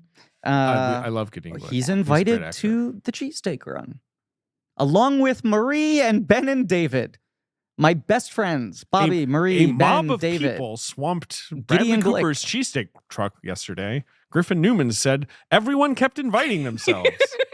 Josh Hamilton in a Yes. role that I just found out was supposed to be played by Jeremy Strong. Oh, really? I cannot imagine how hard he would have gone. I mean, Very because brief that was role. just like shameless exposition Yeah. dump. But I mean, like, that's the okay. So, all right. Jeremy Strong would have said, I can't do my scenes until I've gone through 4 years of journalism school. Right. Which is probably why he Jeremy dropped Strong out. is like, I have to become the world's best classical music reporter. Yeah. So call me back. Yeah. You can wait 5 years for me, Right. right? I'm chasing. Fuck, I was going to do a joke about the guy. I already forgot his name. Which guy? You know, the most famous guy. Who's the most famous guy now? Jesus Christ? Yeah, that guy. No. Taylor Swift? No, in the classical music world. Come on, the Mozart in the Jungle is based on him. Mozart. Damn it, Griffin. Tomas Ade? What's his No. name? Bedamel? God, Gustavo Gustavo Dudamel. Gustavo Dudamel. Thank you. Okay. I was close. So this film, I had 2 syllables, right? That was worth it. if I can just kick us off with my observation on the first thing in syllable. this movie. Yeah. You got Bradley Cooper. And I'm seeing it at the New York Film Festival. We're all Oh, humble bubbling brag. with anticipation. Some of us had to just go to the Angelic on a Tuesday. Yep. Sit there with the lowly VFX crew who weren't even invited to New York Film Festival, seemingly. Is Donald Trump about to show up? It seems like you're about to get into that impression. That dog, Bradley Cooper. Didn't even invite his They're VFX. saying terrible things about him. They say no CGI, no CGI. I look at the credits, 40 people CGI. Invisible effects, they're calling it. I can't even, I You don't know, even want to Yeah, do you Your don't that. even want Donald to do Trump has like a twinge of Regis Philbin. yeah, don't- more than a twin. Because I don't want to do it. The two have the same I spirit find of New York. talking like him funny, and I find actually doing the voice depressing. So the first scene is Bradley Cooper Like a dog. in all his makeup. Yes. Right? Old man Cooper ruminating. Marie turns to me and goes, this makeup is kind of incredible. And The I go, neck. it truly might be the best old age makeup I've The ever neck seen. is So it's so the, good. Kazuhiro. It's Kazuhiro, the Yeah. the guy. The Yeah, guy. he's sort of like the guy who you call. He was a Rick Baker protege who got very disillusioned with the entertainment industry and left it behind and started making, Ben, if you want to look this up, his medium became giant busts of real figures. So he would make like a 9-foot tall bust of Abraham Lincoln that was entirely photorealistic. They look very cool. You can Look them up. They're huge. But He you has walk 2 around Oscars them at and, this and point. was like, I'm done. And Gary Cooper had worked with him. When he signs Bradley on, Cooper. I'm I don't know. No, I'm sorry. I Gary meant to say Oldman. Gary Oldman. Yeah, Yes. sure. Gary Cooper, sadly never got to work Probably with not. Kazuhiro. He didn't get to do him when he was playing Lou Gehrig or something. I don't know. Gary Oldman, when he signs on for Darkest Hour, reaches out to Kazuhiro He and was is like, I'm retired. Like, I'm I done. don't want to I do left it. Right, and he's like, I will not do this movie if you can't do the makeup. And he does it, and he wins the Oscar, and now he's back, and he did Bombshell. he got an Oscar for Bombshell as well as for Darkest Hour. Yeah. And like you said, he's the guy you call. Yes. But it's Maestro talking, right? He's ruminating. I forget exactly what he's saying, but it's along the lines of, about talking about his wife and Yes. how he misses her and all that. Sometimes Julia, the housekeeper, sees her. Right, talking about how separating the my lights and kids the have never dogs. seen her. Marie's doing the voice really well. You're doing it really well. I do a really good Carrie Mulligan. Just you fucking wait. And then till I you're get leaning into this. And Yeah. then what do we cut to, Griffin? The other side of the conversation, a camera crew. Yeah. Lights. Yeah. It's a performance. Yes. The whole movie is right there to me. That is the movie he's making, where it's like, this is real, but also like he always is like, talking to the audience, There- right? yeah, Like, there is how a- do you separate these a two private things? and a public self. Right. And they get mixed up. Yes. I saw a review that criticized this performance, which I think is an incredible performance. I from think it's Bradley an excellent Cooper. performance. But their argument was he is so perfectly studied, the voice, the mannerisms, the energy. You can tell it's like a perfect approximation of the public Leonard Bernstein, but it feels so studied and so control. You want some life to come in. I'm like, that's the whole That's point. the idea. That's the idea, is that there are the brief glimpses where you're seeing the guard down, and they are so brief because this is a guy. A lot of this movie is about like having the type of raw talent and ability that and you charisma. and charisma Mhm. that you basically become like a presidential candidate, right? The way people hover around you and they're like, here's the potential of what you can accomplish, and here's how you need to conduct your life, no pun intended, if you want to have the impact you could possibly have. And here's a guy who's just like so, those stress toys that are like the weird, this sort of orangey rubber guys, and you squeeze them and the ears and the eyes Yes. pop out? Yes. Right. Like that's another thing I think this movie is about, of like this guy who is just like seemingly at all times so in control and is squeezing himself so tightly that it just like starts to spurt out at moments, but will not let himself ever really relieve tension. But yes, he's talking to this crew. Marie and I turn to each other. We're like, best old age makeup we've ever seen. Sure. It's not just that it looks great, that it looks realistic, that it looks like the real Leonard Bernstein, but it's also like it's moving correctly. Yeah, it's fleshy. Right. It's like actually fleshy. Like often when like old age makeups have like waddles under the neck, you're like, right, but it's like rigid. And when they talk, it falls Yeah. apart. Let's just talk about the nose thing for like 5 seconds. Marie and I both sighing. For 5 seconds. Okay. I don't give a shit. Okay, great. Let's move on. Cool. Yeah. Yeah. His kids are the Bernstein family's okay with it. So I mean, I just don't care. I also I cares. hate this shit. Can I hate talk it. about, can I say the 5 second thing? David now has his head on the desk. Just next time you want to write an article about the Leonard Bernstein nose, wait for the fucking movie, guys. No, I agree. And then you can write about it. I think everything that people find distracting about is not distracting within the context of the movie itself. I do think like Bradley has a big schnoz to begin with. He's has to age through multiple eras. He's going to be caked under makeup Yeah. for large portions of the movie anyway. He maybe didn't need to put it on for the youngest age, but it did not bump against me at all while actually You know, watching the movie. when it's in motion, it doesn't really. It doesn't really matter. And there's also less of the film at that age, the youngest age, than you would think. Yes. So it goes from this interview Mhm. to you found it, Ben. Pretty cool, huh? That's so cool. Isn't that yeah. fucking awesome? It's really fucking awesome. Is it 3D printed? No, it's No, sculpted. he makes it. Yeah. Whoa. This guy's like the best Holy shit. human portraiture sculptor. But he also the other big one he did was Looper, Yes. which was like a makeup job that people thought was impossible. Like how you can't make these two guys look Ooh, similar. wow. Sorry. Just quickly interrupt. Netflix just published audience viewing hours for nearly every show and movie on its service during the first 6 months of the year. Ooh, interesting. Anything fun? No. No. Okay. So What's cool is they're so big. we're cutting to Yeah, they're huge. They are huge. Academy ratio, black and Yes. white, Yeah. young Lenny, right? Yes. Yeah, But we're not cutting to like he's 6 years old and he's watching the Boston Pops. No. And he's like, Daddy, I want to be a conductor one day. And his dad's like, you shut up. You're going to do the family business, Jewish laundry, or whatever it is that we do. It's Hair laundry. No, it's like You'll live in the Lower East Side forever, even though we're from Boston. bring. Hello, conductor is sick. You're taking the main stage tonight. It's the call he's been waiting for his entire It's, life. of But course, we a real thing that happened. Yes. It's the moment that makes his career. And it's the thing the movie talks about. Would the career have happened inevitably no matter what? Was that a lucky break? Probably. But, Or was that just- But he was so young. Of course. He was this, first American-born conductor ever to compose, to Seizes conduct the moment. Philharmonic. Yes. But he gets this call. It's the call he's been waiting for. He stands up triumphantly. He opens the curtains Yep. to his bedroom. The light pours into the room, and we see the buttocks of a naked man lying face down in the Yes. bed. And Maria and I turn to each other, and we're like, fucking Yes. cinema! And he gives the butt a little bump a bump. He plays the drums on the butt. He gives him plays a the drums little on the- Matthew McConaughey, this- a little bongo. I had a question about this It's scene just one shot. because when we watched it in the theater, Yes.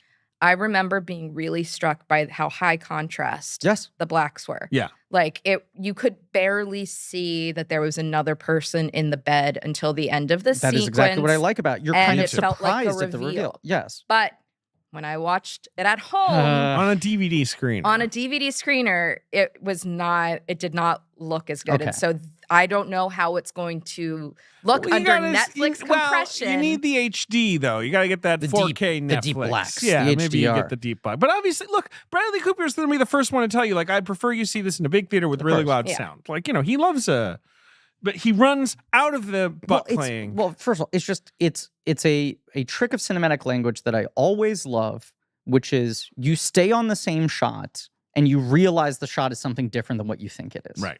Right? Like there's no cut here, there's no trickery. Mm. It's just, as we're saying, through contrast and through shadows, the light is revealing that this scene is something different than what you think it is. Mhm. Because we know going into this movie, part of it is going to be Leonard Bernstein, a gay man who was married to a woman for a very long time, and what was the nature of their relationship? Was there real love there? You know? But a lot of these movies, if this movie's 20 years before, maybe it kind of tries to Yes. nod to that, but not care about it too much. Like, there's a lot of ways to do this story. But also, once again, there's a modern version of this movie that shows him like kissing a boy for the first time at summer camp, and it's like, I don't know, I'm conflicted about it. The fact that this is And his dad's opening, like, shut up, laundry only. right? The pet laundry only. I just keep the super stereotypical thing where it's like, wait, they weren't even in laundry. It's like, no, he's Jewish. They all did laundry. That's what they did back then. I just think like you're opening on him getting the call. Yes. The movie basically starts on the day his career really takes off. Right. We have not watched him fall in love with music as a No, young man. but or you're fall also in love just with showing- men as a young musician. Right. Here's a guy who is comfortably having relationships with other men to some Right. degree. To some degree. This is part of his life from the moment we're introduced to him. And then, yes, you have this amazing transition where he basically runs out of bed straight into Carnegie Hall. Yeah. Yes. Yes. practice. That's the thing. And my favorite Mitch Hedberg joke, I want to move next to Carnegie Hall so that when you ask how to get to my house, I just say practice, then turn left. Good joke. Yes. So and then Wait, can I just ask a question, like a detail question, which I don't know if I you might know not the have answers. answer. Did he live in I one have of the no idea. I studios tried above to look it Carnegie, up. I have Carnegie no Hall? Because idea. I thought that's what they looked like with those I windows. believe that's the idea. Yes. I Oh, just don't interesting. know Okay. if he did read the 1,000-page Leonard Bernstein biography. I'm sure it's in there. Sure. But that's the impression I got, especially because he was an assistant conductor. Right? That's Like, interesting. I didn't take it literally. that's the thing. There are scenes here in Right. this movie where people walk from one place to another Right. with like no transition. It's the Holy magically. Motors thing. Right? Yes. Which I love. Love. But this I did kind of almost take He as might like he may have literally literally live lived. it up. Yeah. Right. And then it's like him that night going like, look, I haven't done any rehearsal. Like, like the sort of walking and talking. And then he gets right on stage. The camera's going crazy for all of this basically. Yeah. And then they basically cut to the end of night radio broadcast sign off. Young Leonard Bernstein, defying his father's laundry wishes, has Right. conducted the New York Philharmonic, and people are like Arsenio wolf whistling. Like he's done. He's made it. It's one of these like Right. in a single night he became a star. A star is born. You A could star say. is born. All because Bruno Walter got, whatever, diarrhea. It was like whatever someone got happens. sick and someone got snowed in. Like he was Yes, the he was third the choice. third. the 'cause he was backup a baby. wasn't Yeah. available. The main guy got sick. Yeah. His first boyfriend, who I believe whose butt is being played. Uh-huh. I think it's Matt Bomer. I believe that's Matt Yes, Bomer's it's butt Matt at the Bomer. beginning. Was Was impeccable tush. was the hottest clarinetist around, David Oppenheim, a real guy. I kind of think Matt Bomer remains the most handsome actor alive. Well, Matt Bomer looks like a children's drawing of a handsome actor. Yeah. And I'm Yes. not saying that He negatively. looks like an 80s Ken doll. Right. Yes. Right. He just, like his eyes, He's just his astonishing. chin. Yeah. I saw him once in a fucking audition waiting room. I think I've said this before. Were but you auditioning for the same part as No. Matt Same- Bomer? Yeah. God, You were going up for white collar? thank God. But it made me angry to see him. Yeah, he's And very he good was like, looking. "Is the seat open?" And I was like, "Don't be nice." Fuck you, Bomer. Yeah, I need But to he's think that one of the you're an only asshole. out gay Yes. actors in Hollywood who can play like kind of like a romantic lead or an action star He or whatever. was twice up for Superman, and in both times, it is largely reported that he didn't get it because he was out and was out early. 100%. I think that's 100% true. And Yeah. he's had a good career, but I do often feel like, right, he gets roles like this where it's like, yes, you should, oh, we're making a really important like gay film. Like you Yes. should be in this, Matt. Do you remember that it was announced some years ago that Ira Sachs was going to make a Montgomery Clift movie with him? Fuck. I mean, that's a I layup. Want that so badly. Maybe still. they can still do it. They can still do it. Come on, Ira. But that What, are you feels lazy? like fucking money in the bank. Ira's not lazy. Don't say that. I'm gonna charge him next time I see him. Be like, "You lazy motherfucker! Make your Monty Clift movie." And he'll be like, "The Clift estate is suing me," and I'm like, "That's no excuse." I have no idea why. Bomer's so good though. Yeah, he's really good. It's a small role. Like I said, almost everyone in this movie is a small role. Yeah. But he's gonna be like the first guy to kind of get rejected by Lenny, as Lenny has to sort of ascend the ladder. He's got a couple heartbreaking scenes where Right. he has to convey a tremendous amount in very small And he moments. does a great job. So pretty quickly he meets Felicia Montenegro. Yes. Montalegre, not Felicia I'm Montalegre. sorry. Montalegre Cone. So, right, he's at a party. Yes, and He's he's putting on a show.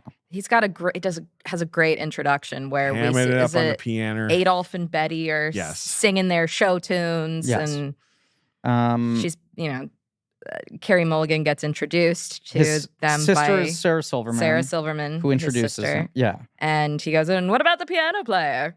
Yeah. And then he waves.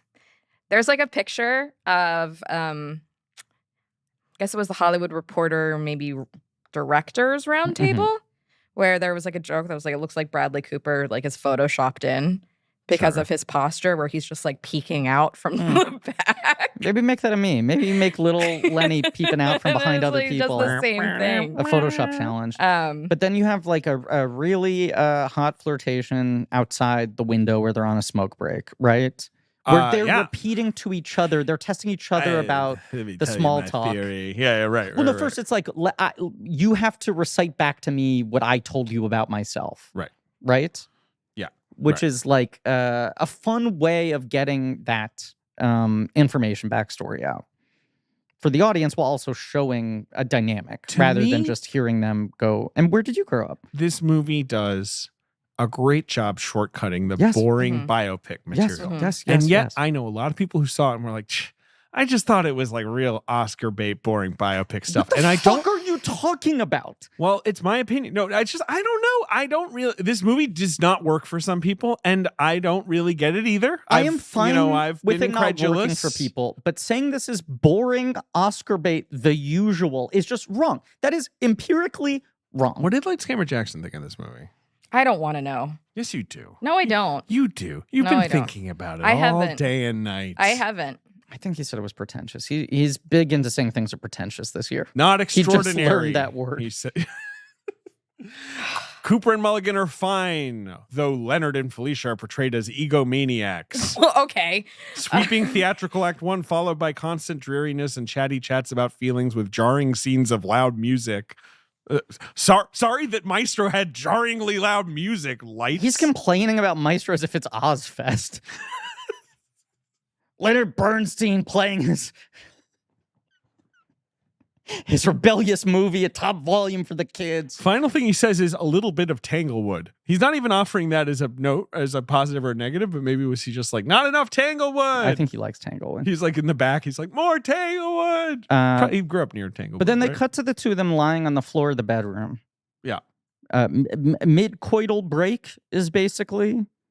He's apologizing for his bad back. Yes, acting there's up. this shot of like their legs perched together on the bed. Yes. Like a little steeple. But they're under lying on the sheets. floor next to it. And then and he's and my back. He's so sorry. And Marie turns to me and goes, do you make this excuse all the time? Well, I mean, have a bad back. you always seem to have ailments. I do. I'm wondering, are you like, oh, I can't move, darling. I'm stuck here. I also, yes, I affect that voice in the bedroom. Oh, darling, I can't. Yeah. They're But, in love. So I read it a little bit as, oh, he's like making an excuse for why he cannot maintain. Sure. Right? I'm not discrediting his back injury as a man who suffers from a bad back. Wait, I thought he wasn't not having sex with her. I thought it was they had sex and he hurt himself, and so they're laying on the bed on the floor. Griffin's saying maybe he couldn't, last that long. I don't know. That's innuendo, obviously. Where you can read into that. You can if read want. into it. Right. I'm throwing out my read of the scene, which was they were having sex and he could not maintain, Okay, well, and that he was using the old back injury. yeah, But this is sound off in the He comments. was, Sound off in the he was comments. trying to stuff it in soft, is what we're saying. He's putting the sleeping bag back in the case. Well, it was a wet spaghetti kind of situation. This is it. This is a question. Those are old Harris Whittles jokes, just Like- to shout them out. An overarching question about. This is why I'm bringing Maestro. this up. At what point does she know? Well, I'm assuming she knows very early on, but I'm asking: is he a gay man married to a woman, Yes. or is he bisexual? This is why I'm bringing all of this up now, because I think, yes, I'm watching Most this of movie. the reporting on him his friends have been like, no, he was a gay man. He was Yes. like fundamentally that was the situation. and he did love her, Of course, but it very was dearly. also like he probably of his own volition never would have married a woman if there were not cultural pressures on him, despite having real feeling for her and such.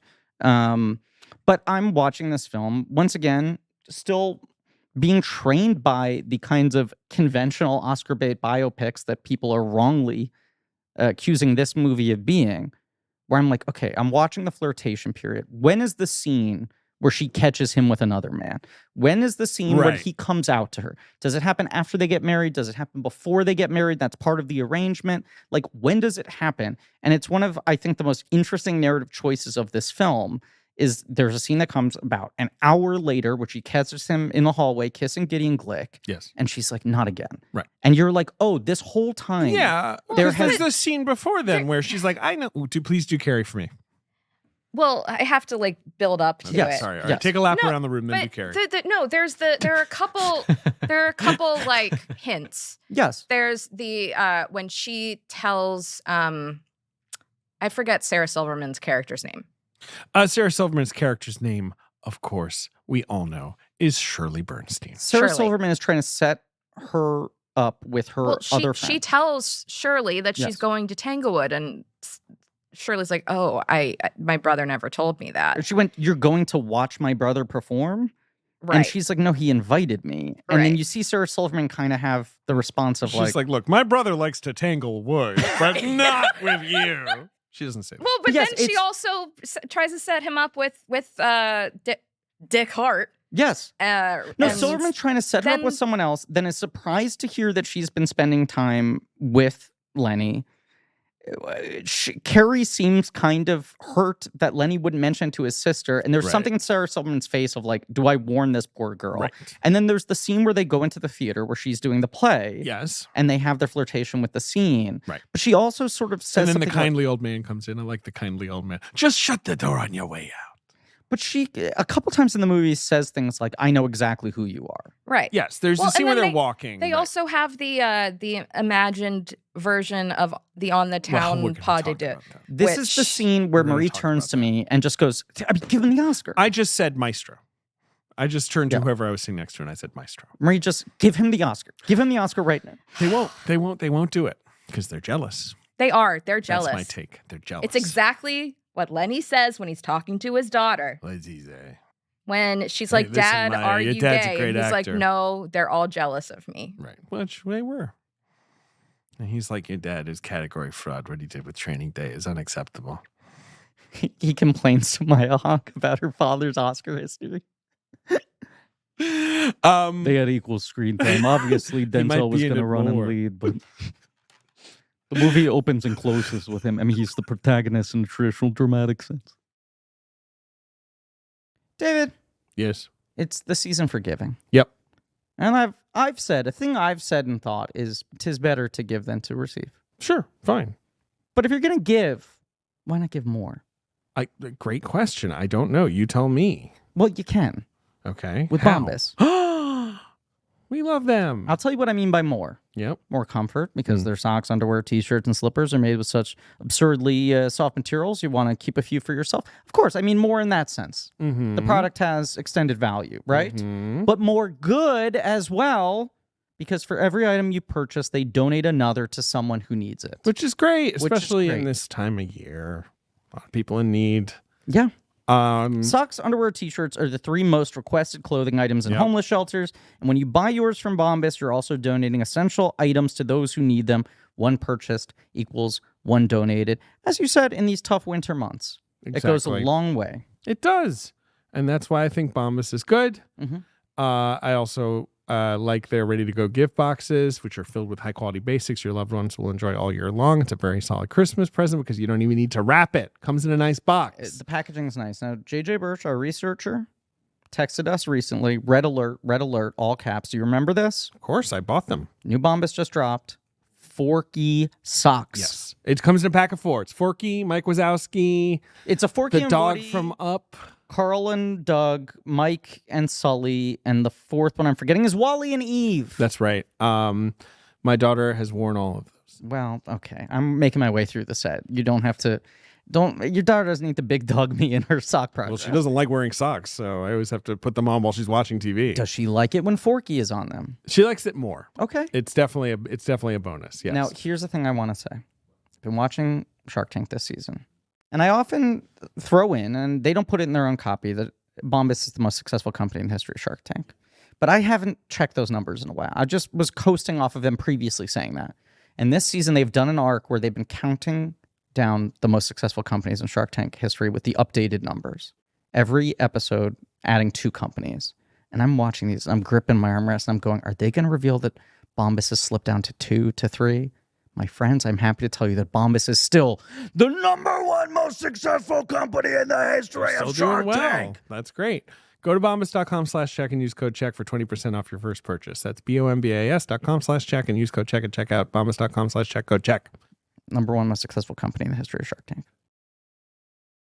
Yeah, I think the scene where they're walking and she says, I know exactly who you Yeah. like, but beyond all of this, the movie is But you're not hearing the overt conversation of the arrangement that you later find out in the movie. There is very much a clear, like, I don't Just want you don't to be embarrass sloppy. me. Don't embarrass me. Exactly. Don't do this in front of me. And that this has been set Yeah. up for a while this way. But Cooper's pitch on this movie is fundamentally like, I want to foreground their connection Yes. as friends, sort of as artistic partners, Uh-huh. sort of as lovers, or however like their romantic relationship functioned, and chart what a toll the marriage took on her, Yes. like in terms of being married to this genius one Uh-huh. who's already a celebrity and is like sort of lost in Yeah. all of that. And she's an artist and performer in her own right, and Right. she basically has to give up Has to give up her career, have a bunch of kids, But like also it's be later like in the movie, the like first lady of classical music. right, Like people like the idea that she's a singer and actress as sort of like a footnote onto like, look at this household they have. 100%, and like, But it doesn't leave her time to actually express herself. and then like explore like once they were basically separated, like what that looked like, and once she had died, like how much he missed her and how much like Well, look, the sort of like there was a gaping hole in his life that he wouldn't have even maybe known would be there. right? it's the great Mulaney bit. that is very interesting in conjunction with this movie, I do think about this bit a lot. where I'm going to paraphrase it, but it's something like his father said to him, you know, Leonard Bernstein, sometimes he was gay and sometimes he was married to a woman. And a lot of his best music was made when he was married to the woman. And Mulaney's like, what the fuck was my father trying to impart to me? And also, what a weird way to describe the setup.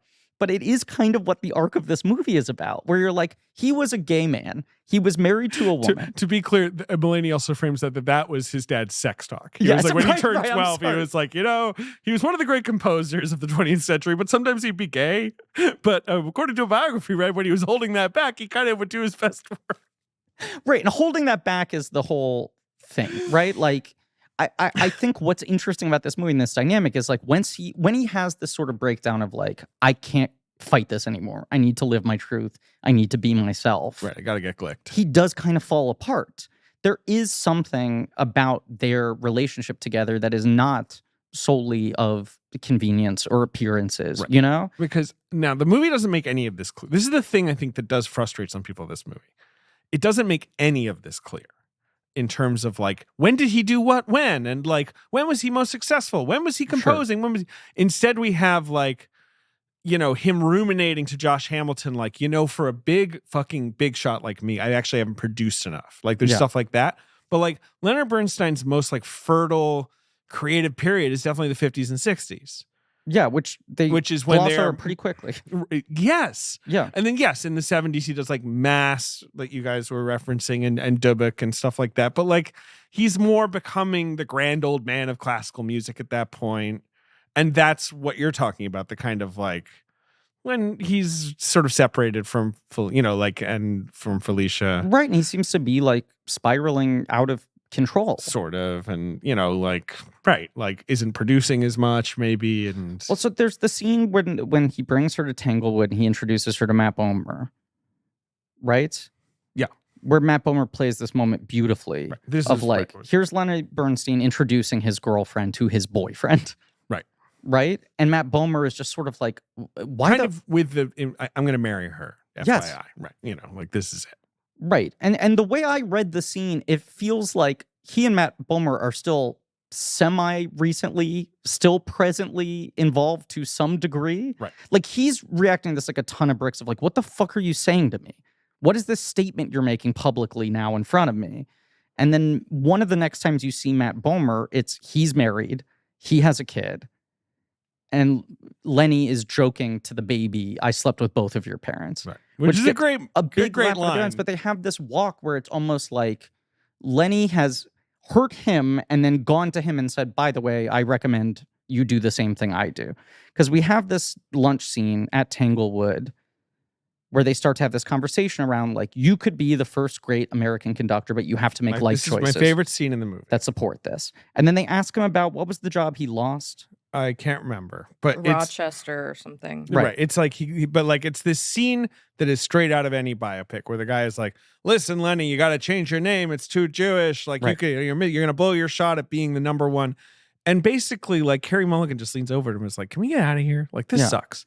But also, what are they talking about? Like it's a scene where they never put the finger on the thing. But that's why I'm just like, to me, that because what happens in that scene is she's like, let's get out of here. And he's like, yeah, let's get out of here. Yeah. And they run out of the scene and they magically are transported straight to the stage. To On the Town. And that's when On the Town happens. Yeah. And it's literally like Bradley Cooper to me saying to the audience, like, I don't fucking care about that shit. No. Go read a biography. If you want to learn the, you know, ins and outs of this guy's life, like laid out, you know, in a timeline.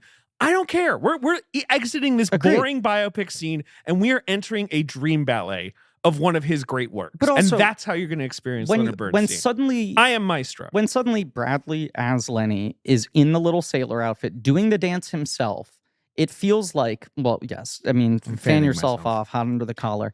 But it also feels like an expression of like the unspoken thing at this lunch conversation is the kind of spirit that he can only put forth in his work, right? It's like she's watching a dream ballet performance of the show he's working on, and suddenly he's part of the show. Something he never would have done in real life. But it doesn't.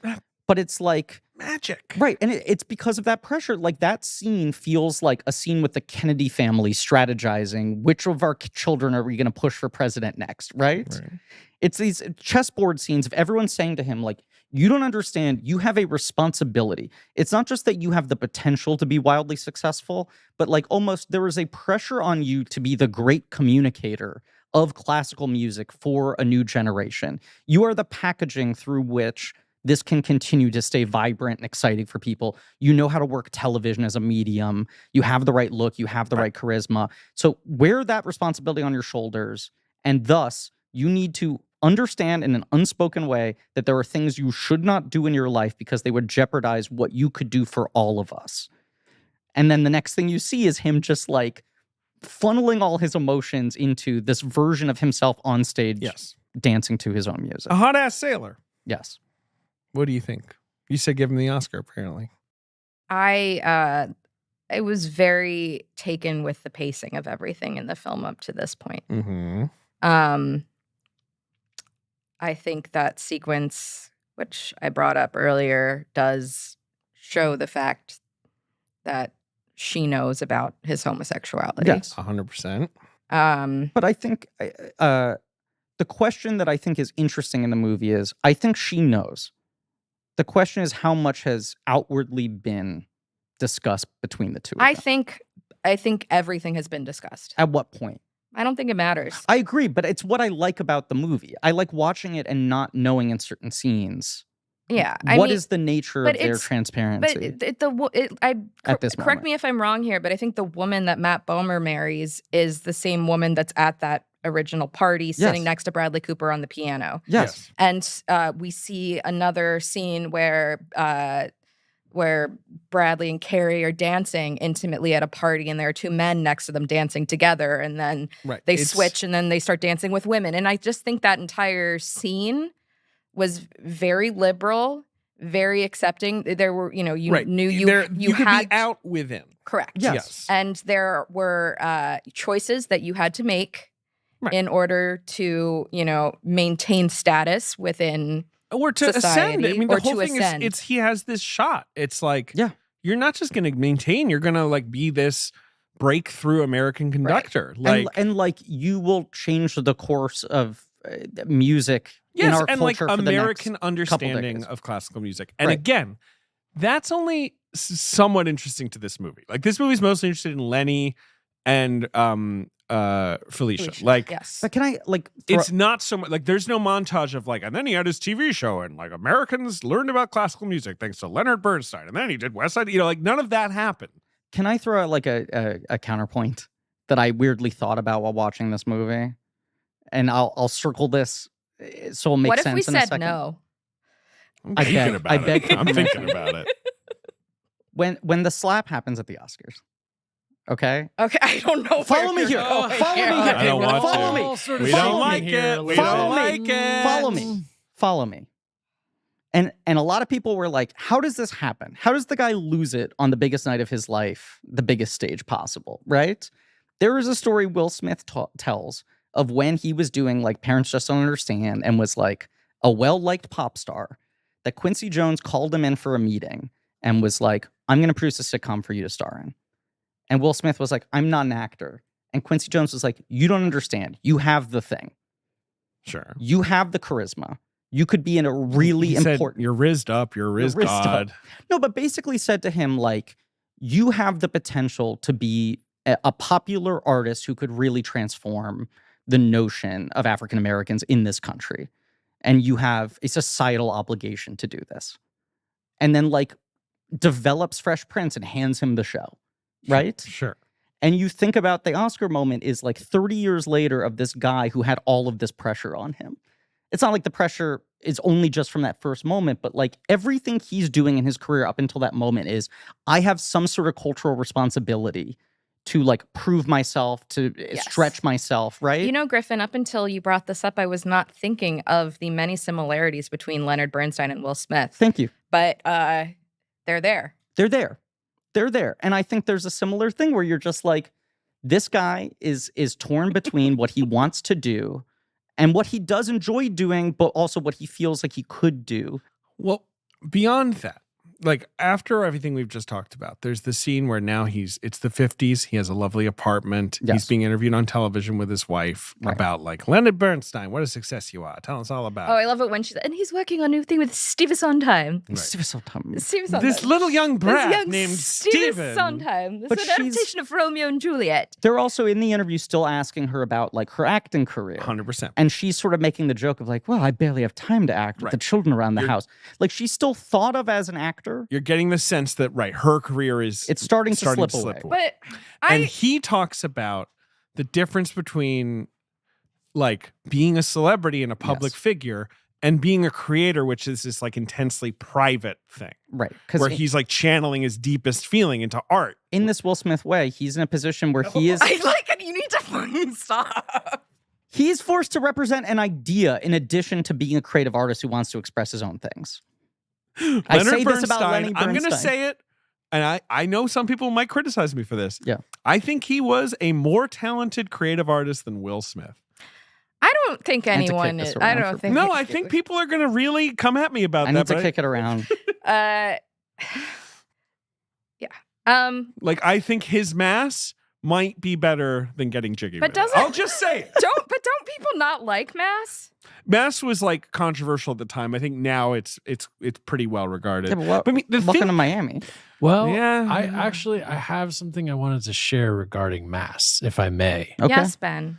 So I've mentioned him on the podcast before, but my uncle was an active Sure. musician and composer in the late 70s and early 80s. Oh, this is not the relative who was one miracle away from sainthood. No, that guy's been dead for. that guy is a more long, like a long time. grand. That's the Yeah, other is this side. the uncle who gave us the bag of DVDs?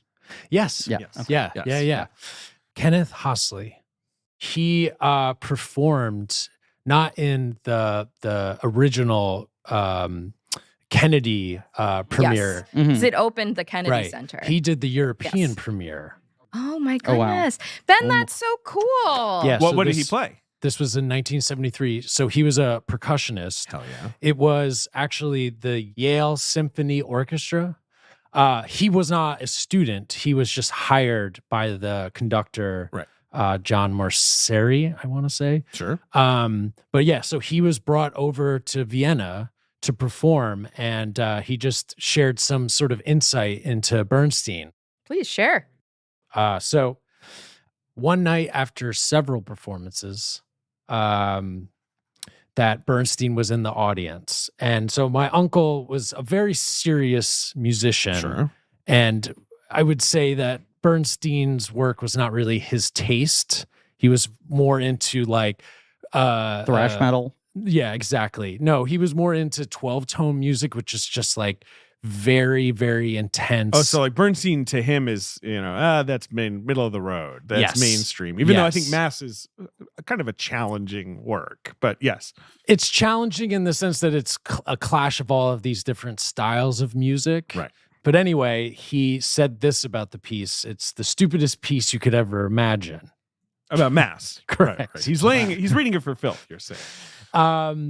He said that night Bernstein was in the audience holding his handkerchief ready to be moved. And indeed, towards the end, was moved to tears Oh, by his own music. by his own music. Could you Yeah. imagine? But that, like, when you see him conduct, that is what he's Yeah. like. Yes. Yeah. He's this, like, hyper emotional Yeah. conductor. But also that's like the one him place. hugging himself and, That's the one place he gets to sort of actually express things. Right. Right? Openly without non-strategically. Any other Burns? Well, so yeah, I do have some more burns okay, on some fresh Bernstein. burns. But Okay. Ken was a percussionist, like I said. He did, though, have a featured part playing vibes in one of the movements. Unfortunately, I've been trying to track down the I'm performance. sorry, I cannot He means believe the your vibraphone. uncle was a professional vibist. He was. He was, I don't know if I would classify him as a professional vibist, Yeah, but he you is know, vibist. he definitely knows his way around vibes. Would you say Yes. that the vibes were immaculate? Absolutely. Absolutely. When Ben's uncle was involved, the vibes were immaculate. Yeah. At some point, he had met Bernstein and said he had a pot belly and a big old head, Hey. and he was a shrimp.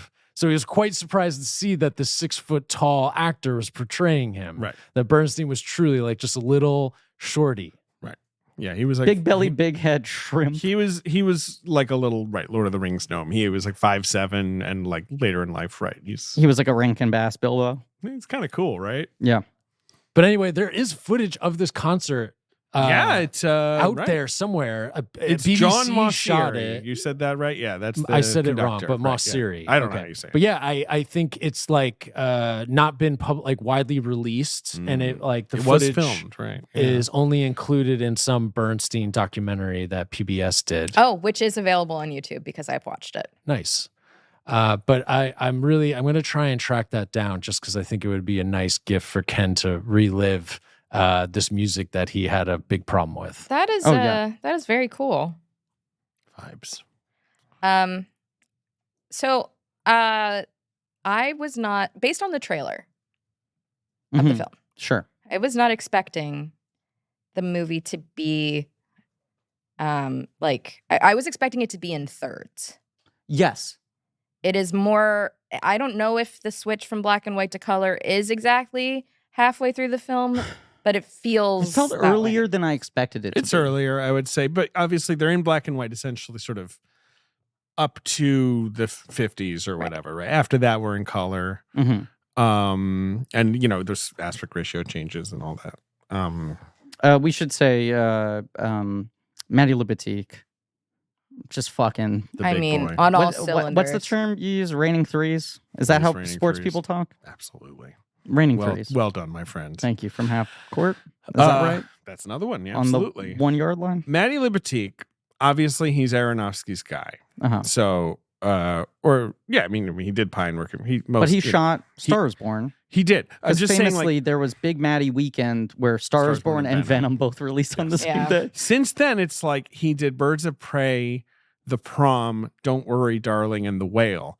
Like, it's not like these are tiny movies. And honestly, most of those movies look pretty good. I can't speak to The Prom. Didn't see that I one. didn't either. He also But I has was had- kind of like, I Don't want Worry, Maddie. Darling looked good. It did. The Whale, I would say. Well, again, he's Darren's guy, so he's gonna do The Yeah. Whale. He I mean, also like, has had how many legal trouble in that amount of time you're talking about? Matty Libatique? Oh, yeah. Yeah. Were there Oh. drinking issues or He got something? drunk at a film festival and He like punched a paramedic. yes.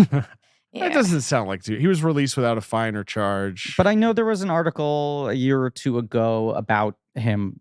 he said someone like gave him a Lucy essentially. I think it's been a protracted legal battle to maintain his innocence. There is a New York Times, right? He punched a paramedic, it seems. Yes. But you know what? He did a great job on Maestro. He did. It's Charges so dropped. beautiful. Yep. There are no crimes in art, It's a gorgeous if you'll movie. let me be frank. I mean, because like The Whale, it's like you're shooting a fucking Well, apartment. I mean, how right. much are you gonna do? Well, just stinks. Anyway, What? Back, That guy smelled great. That back, guy definitely smelled great. People could be thrilled. I'm just shitting on whale and Saltburn and refusing to unpack in either kid. back to Maestro. Yes. There's some very interesting framing that happens throughout the movie. I Mm. especially noticed it during the sequence that's like a party at their apartment Mhm. when we first cut to what I'm assuming is the early 70s. Yeah. The Gideon Glick in the hallway. Suddenly there's a party. lot of brown and green, Right. They got a pretty nice apartment, I would say. I mean, yeah, you don't think Lenny deserves a nice apartment on the park? I just really, that probably cost like $2,000. You jealous? Back in the Oh day, yeah, yeah. right. Back. Well, I'll only let you have it for 3 nickels. All right, I'm not going below that. It's a full floor of like Didn't they burnished live wood in the overlooking Central Dakota? Park. Oh, it looks like the Dakota. I think That they was lived my in the they're mistake. watching the Thanksgiving Yes. I parade. I think they lived in the Obviously, that's down Dakota, Central. but Looks like the Dakota. that party there's a ton of obstructions. There are no like clear shots Right. of It's any like action we're at the sneaking party. into the party. Which- kind of. Especially after the first section of the movie where you're a lot closer He to lived that. on the second floor of the Dakota. Wow. No, you're right, Marie. From this section on, there is often something in the way between the frame and the characters. Yeah. He's creating distance and he's creating obstructions.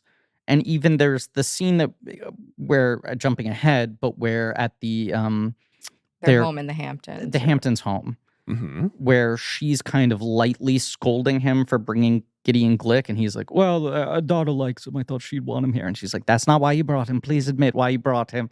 And the whole thing is happening from the other side of the fence outside their Yes. pool. Yeah. And it's like the most open conversation you hear them have up until that point in the movie. And like what she keeps kind of hitting is the again, don't embarrass me. Don't like pretend it's this when it's that. She's not even framing it as the like, you have a career to think about, don't jeopardize it. It's more like, I am in this. I have been in this for decades now. Don't treat me like I don't exist. And if you're sloppy, it makes my life look like a lie. There's like a retroactive invalidation of what they've been putting forward. Obviously, I mean, this is less touched on in the movie, but he was an alcoholic. He struggled with substance abuse. You see him, at points, kind of like drinking too much or using, like it's all in this mix. You have the scene where he tells his daughter, played by Maya Hawke, they're jealous. Yeah, like, that's what it I is. mean, that I looked at. He's wearing the Harvard sweatshirt where Harvard is written in Hebrew. Oh, I was wondering what that said in Hebrew. It says Harvard. He went to Harvard. It's a school in Cambridge. He went to Harvard before Curtis, the Institute in Philadelphia. As I have mentioned on this podcast before, I have a similar family situation to the Bernstein family. My father is gay, and he and my mother are divorced, but they are still very close. But that scene where he has that conversation with Maya, where she asks him point blank, "Are the rumors about you being gay true?" Maya really good in this movie. And he says no, and she goes, "Oh, that's a relief. I literally had that conversation with my dad." It is an incredibly rough scene because he is like overselling this explanation. Yeah. And you're watching it and you're like, he doth protest too much. There's no way she's gonna believe this, right? Like he's putting too much paprika on the sandwich. Right. And then she like buys it. And you see him have the relief of like, okay, I got another 5 crisis years. diffused. Right. And then when she says, honestly, that's such a relief, you see him crumble. Yeah. Where it's like, I want her to think that I'm not gay, but also the second she put any judgment on it makes me feel even more guilt and shame. Right. You said a thing, not to paraphrase you, Marie, but when we were talking after the movie about... She was like, this reminds me of Will Smith. Not to paraphrase you. He and Jada have an agreement, right? Yeah. It's more of a partnership. In 2022, a slap happened on the national stage. It's sad that Bernstein died before the red table was there for him to air things out. If they had been able to take it to the red table. If he could have taken it to the red table. Because he certainly had some entanglements. Marie, you said a thing about how... Tanglewood. A thing this movie captures very well that you had not seen many other stories capture is like the deep, knotty conflict of wanting someone to live. Do you know what I'm going to say yes. here? I want to let you put in your own words. Often when you have these sort of late in life coming out narratives where someone has been publicly closeted for a while and then they finally live their truth, right. It turns into a celebration of them finally reaching self-actualization. You did it, yay. But what I personally experienced is like, yes, that is present, but there's a lot of collateral damage to the people in that person's orbit. Of course. And I thought that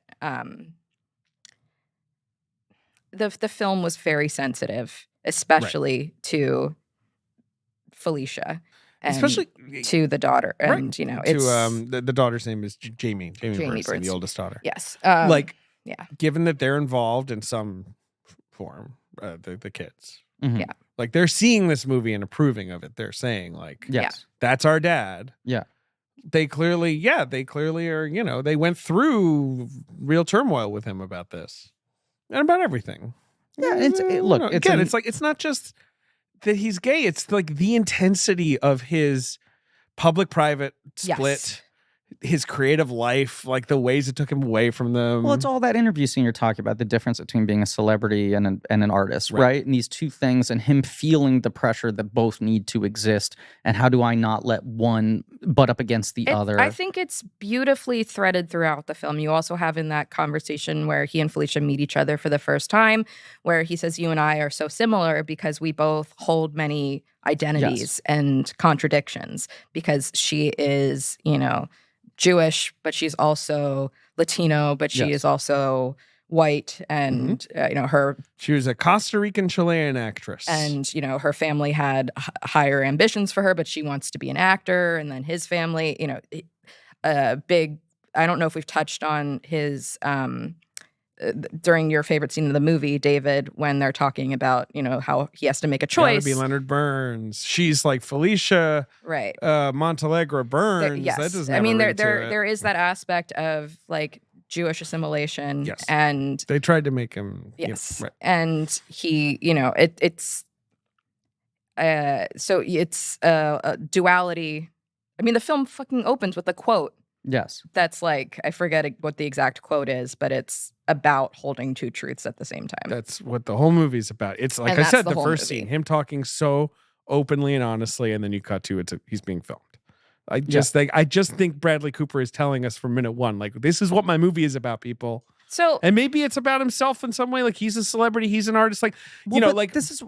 I've seen some complaints of like, well, he's putting himself in the movie too much. I'm like, I like that. That's what I think. Put yourself in your movie. Also, fucking unbelievable performance. What are you talking about? Or you're saying putting too much of his own of like how Bradley feels about his relationship. But that's what makes him. That's why it's good. That's what makes him a serious filmmaker. Is that he is expressing things that he maybe could not express in any other format. He has had serious substance abuse problems in his life, and it feels like he was putting a lot of that in Star is Born. He is not making movies that are one-to-one autobiographical, but it does feel like he is expressing things that he feels very deeply outside of just his interests of classical music, conductors, and things like that.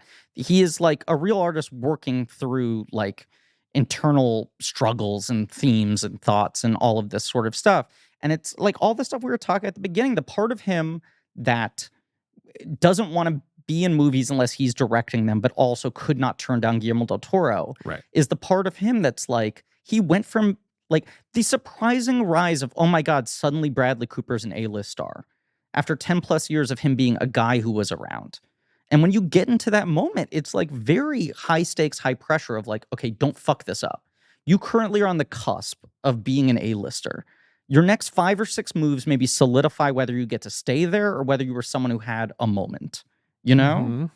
And you do have to start to think about your career very strategically. And you have to think about your public persona very strategically. And even just like, how much am I playing the game of going on talk shows? When I'm on talk shows, what's the version of Bradley Cooper on talk shows? He chooses to make it mostly, I'm Philly bro, right? Which I'm not saying is an insincere part of him. I think it's a genuine, honest version of him. But like, him talking a lot about the Eagles, going on Howard Stern and being like, I would rather lose every Oscar for Maestro if the Phillies won the Super Eagles. Bowl. I'm sorry. Please, Griffin. I mean, he'd probably be happy if the Phillies won. Yeah, but the Eagles are who we actually like. No, Marie should fucking put me on blast for that. But you know what I'm saying? Like, it all becomes, what is the public persona version of Bradley Cooper that I need to maintain to support artist Bradley Cooper? Will they let me keep making movies like Maestro if I am like having the good anecdotes on talk shows? Right. Well, it also, if I have the good outfits when I'm caught out by paparazzi. Even like a more general way of looking at it. Yeah. He is a composer when he's directing. Yeah. And he is an actor / conductor. But he's also like, is being a celebrity Bradley Cooper's art form? I don't get the sense that he's a guy who loves being famous. I think he kind of hates it. I think he views it as means to an end, and there's a certain amount he needs to play the game in order to do what he wants to do. And that's a lot of what this movie is about. I also think, getting back to the film itself, right? And what I find so interesting and kind of like unknowable about their relationship is, as we said, it does seem like he has slept with Matt Bomer's later wife, right? Mm-hmm. And the way he just sort of like immediately latches on to Felicia at this party and feels very attracted to her and recognizes something in her that they share. I think there is genuine chemistry and genuine attraction. Oh, yeah. But I also think he was like fundamentally a gay man, as much as these things obviously exist on a spectrum, right? And you're like, I'm not here to. The societal pressures were so extreme at that point in time, even ignoring the notion of him having a career in the public eye, that you have to imagine a guy like that to some degree is internalizing, well, my life would be a lot easier if I was interested in women. I should try this. You know, not that like I'm doing this as a cover, right? Well, I don't know. I feel like the movie doesn't really know. But I think this is what is interesting about it. And I think what is interesting about this movie not even attempting to offer easy answers, because these things are kind of unknowable. So we need to talk about her illness. Well, all right. First, after he talks to Maya Hawke, then there's like the big fight where she basically is like yelling at him, like, "You're gonna be my God, Snoopy, a lonely old queen." This all happens with Who the abandoned backdrop. Snoopy in the He back? shows up the late, Macy's Thanksgiving Day parade, hungover on Thanksgiving. He's to a sloppy party. on Thanksgiving. Yes. Who abandoned Snoopy in the vestibule? That's when she says he has hate in his heart. Yes. And then he's gonna die a lonely old queen. Lonely old Yes. queen. After that, Giant Snoopy balloon goes by. It's a great. It's As the Whoever's fighting. idea this was, and Yes. Lord, like, I have no idea if this is some fact of the record, like they had a big falling out at Thanksgiving. It's brilliant. I ask a question about both that and the Maestro license plate / usage of "It's the end of the world as we know it"? Both of those moments are funny. Yes. They both come after probably the most dramatically intense moments in the dark film. period. Sure, yeah. Is it good that he's adding levity there? Yeah. In my opinion, I think it's also like weirdly dark, uncomfortable Exactly. levity. It's not like he's going for easy laughs Same to with like diffuse the tension. blasting only the words Leonard Bernstein and "It's the end of the world as we Right. know it." Like, Well, because I'm just wondering, is it too easy? I don't think so, because I think the REM license plate moment is also like, this guy has now come all the way around to being obsessed with the public persona Leonard Bernstein that he's created. Like, he's become something of a He's of a dining glib out on what a icon. meme he's become in a weird way, you know? Like, it says something about like how much he's enjoying the fact that he succeeded in seeding himself as a name, as an idea. But he's also telling Josh Hamilton, like, I haven't done enough. Yeah. He's also a little bit like, I've been gone to too pot. busy getting famous. I've been too busy being famous to actually maybe be as much of an Creative artist. enough, right? Yes. And like, you 'Cause know, it's hosting TV shows and events and all these which things. the movie barely touches on, but obviously it was very important. He really like brought classical music to the masses. He understood he was TV a as a medium. communicator. Right. Yes. There are great clips of him talking about the Beatles. Right. Yeah. He managed, and obviously he was also like politically very active. Yes. And something And else so the movie wa- isn't too So interested was in. she. So was she. He obviously mentored a young Lydia Tarr. She is in the movie. She's in the movie. Lydia. She's one of the students in the audience at Tanglewood. This is at a the end. this is a Tar prequel. Yeah. I said to Griffin Lydia. while we were there, I was like, Right. "That's Lydia Yeah. Tarr," and he said, "Oh yeah, that's her." But they had the dinner with the Black Panther Party where And Lydia Tarr. right. And was it who was it? Was Tom Wolfe the one who called him radical chic? Sure. Yes, that sounds right. I mean, right. He's like, to me, a classic kind of lefty New Yorker Yeah. celebrity, in the Yeah. 20th century. Anti-war, anti-Vietnam, anti-nuclear war. The kind of guy Richard Nixon would like drink a quart of vodka I mean, and yeah, be he like, had an FBI file. Nixon Right. refused to go to the premiere of Mass at the Kennedy Center, even though he was president, because I just imagine Nixon just roaring at Yes. a fireplace He- being like, yeah. Bernstein! he's Yeah. a fucking hater. Bernstein! I hate it. But then you basically, from that big fight, he screams into the pillow, which I'd argue is one of the only. No, that's not from the fight. That's from Oh, that's her from the being sick. diagnosis. Yeah. Yes, You're that's right. later. I'm sorry. In between those two things is the scene at well, there's two things. There's There's the scene of him announcing, but you cut off before he gets to it, but where he walks out to his Oh, orchestra. when he's wearing his little dandy outfit with the stripes Yes, and the and he's little sort of like, kerchief. I must be in conversation with all parts of myself. He gives Right. the speech that feels like he's coming out to his orchestra, but you don't at hear. least acknowledging it Mhm. more directly. But Right. there's also Felicia at lunch with her daughter and her sister. sister-in-law. Sister-in-law. Well, She's you see her filming the TV Mhm. show. right. Yeah. At this lunch, she's dressed like Judge Judy. I can't get over it. She's But Yeah. her got this, friends are both like rough- competing to take her out for dinner. Do we have you tonight? And she's just like, everyone in my life is kind of babying me because they feel so bad for Right. me. Then she goes out to dinner with and the they're like, you have a lunch with soda? the two of them. It's so sad. Yes. Carrie. So what do you guys think of Carrie? in this She's movie? We haven't talked unbelievable. about I her think much. she is phenomenal. Yeah, she's unbelievable. Tough in this role. movie. It's always I- a tough role, the wife in a but biopic. I think she's Obviously, he's given her he's first giving billing her. and trying There's to. a lot for her to do. I do not love her normally. You said this was the most you've ever liked her. That is correct. Her normal What about voice Suffragette? bothers me. I'm a big Carrie Mulligan. I like Carrie. We all She's Sally Sparrow. She's Sally What is Sparrow. that? What is that? Do you know who that is? I'm forgetting. It's the character she played in Doctor Who. In Which Blink. was sort of her, one That's of a her great early fucking. roles. She's so good in Blink. And she was supposed to be the next companion, but then she got too She famous got too to big. get that role. Yeah. Yeah. You don't like her in N Education? No, I actually she got really N Education I in that film. don't like that movie. No, I don't like the movie either, but she's good. Inside Llewyn Davis. I mean, I don't know. She she's just so has good like inside She Llewyn rocks in Davis. Inside Llewyn sometimes Davis. she has like Gatsby? mopey vibes that I She's a cannot mopey get. actress. She gets cast in a lot of mopey She's so roles. fucking mopey. She's got I a think mopey after face. Drive and Shame, which Yeah. she's good in both of those. I hate Shame, but continue. I hate shame. The emotion or the movie? I live without shame. I live without I don't like that shame. movie. I I think hate the that movie. movie's. I think that movie's kinda okay. stinky. It's a little stinky, but I think she's good in it. Great Gatsby, Inside Llewyn Davis, like Mudbound, like Yeah, she's Wildlife. Which she rocks in, like. But these are all Yeah. like Mopes. sad. Well, that's A lot you of get typecast. I know. And she so, didn't quite have like Naomi Watts' career happen to her, but there was this moment in the mid 2010s where you're like, man, after An Education, you would have figured like Carey Mulligan's going to be a huge star, and instead she's kind of stuck in like second gear. I mean, she is such.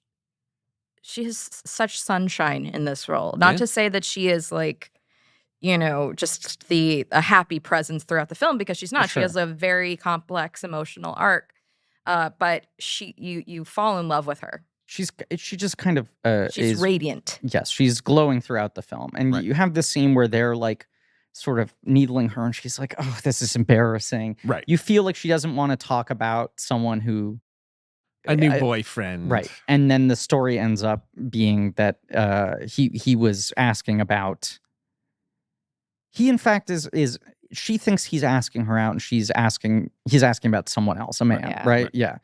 And then she sort of Because has she's like graduated to like matronly, at least in her mind. Like In that's her her, mind. her fear. Right. Right.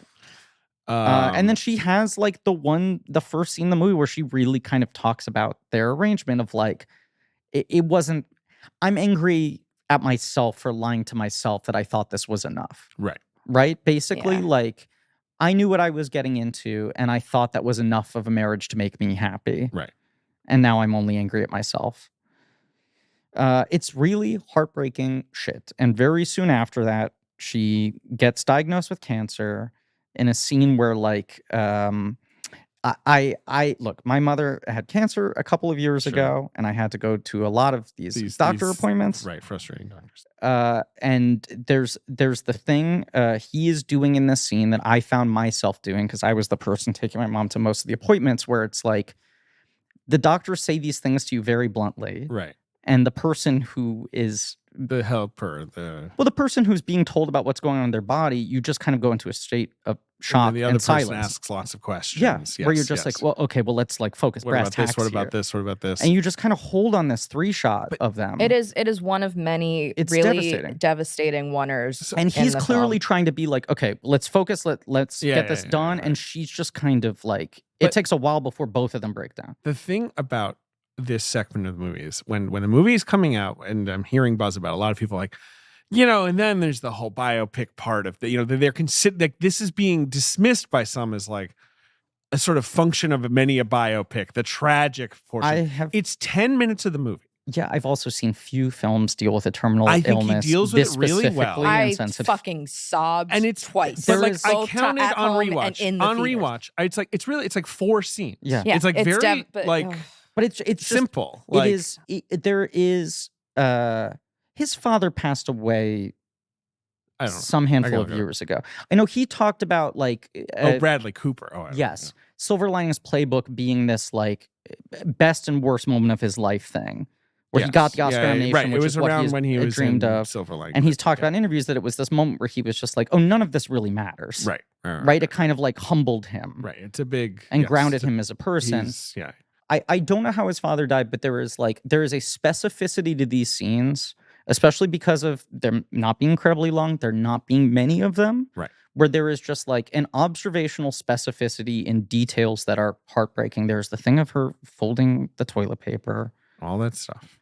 that is just like, that is clearly drawn from the Bernstein children telling him that, his own Probably. experience, someone he knows. Like, that's not something you It's a little write. detail that you wouldn't think to include. That just speaks volumes, and she just plays this incredibly, incredibly well. And like the emotional sensitivity of them coming back together in this moment. I guess we brushed over and we talked about it earlier, but the scene where she goes, right. We forgot to shout out the big conducting scene Mm-hmm. at the cathedral where he's doing Mahler's Second, which is like a symphony he was obsessed with. Mm-hmm. And she's there, right? And that's like what matters is that he sees the that she's reveal there. at the end of the shot, And is she that she's says, he's sobbing hysterically. He's sweating. Marie pointed out to me, he goes and hugs her. And then when he pulls away to talk to her, you see the sweat stain of his face on her shoulder. And she says to him then, like, you have no hate in your heart. Like, you she's have sort of no hate in your right. heart. She's good job. Thank you. See, know, I'm juice. I've got the juice right now. right. Yeah. She's renouncing her earlier criticism of him. Now, that is 10 minutes of the movie, and then there's really just 10 minutes left. Right. Again, like all that to say, it feels like after that moment they get back together in some form, and then shortly thereafter she's diagnosed, and I mean, you know, it's just their whole dynamic at this point. It's like they know each other too well to a certain degree to ever be with anyone else. You know, I read in this movie something as she's dying, this feeling of like, I kind of don't know if another person will ever know me as well. That's exactly what it is. And then she's gone, and then there's a genuine love he has for her there, that even if it's like, well, you know, when she passes, perhaps I can live a truer version of myself. It's like, he's never going to have that again in a weird way. No, instead we just get like, you know, him conducting at Tanglewood with like a young student. Yes. Who he's trying to give notes, and then eventually he kind of just takes over. Yeah. And does it himself, and they all start applauding him. And he's like, "Oh, little old me," you know, like it's like where you're like, he loves it, like, you know, right. And then you cut to him in a club, yes, with Shout playing, yes. right? Shout, shout, let it all out, yeah. You know, like him with a red Solo cup, looking like he's on MDMA, vibing out, yes, right.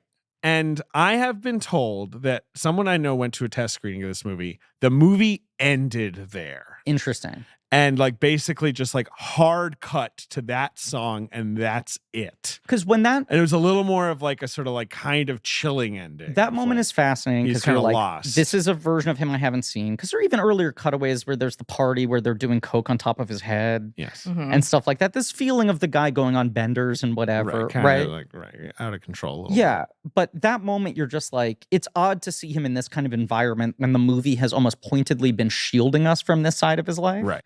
The movie is showing us what he largely wants to present to the public, or these very intimate fallouts of those moments.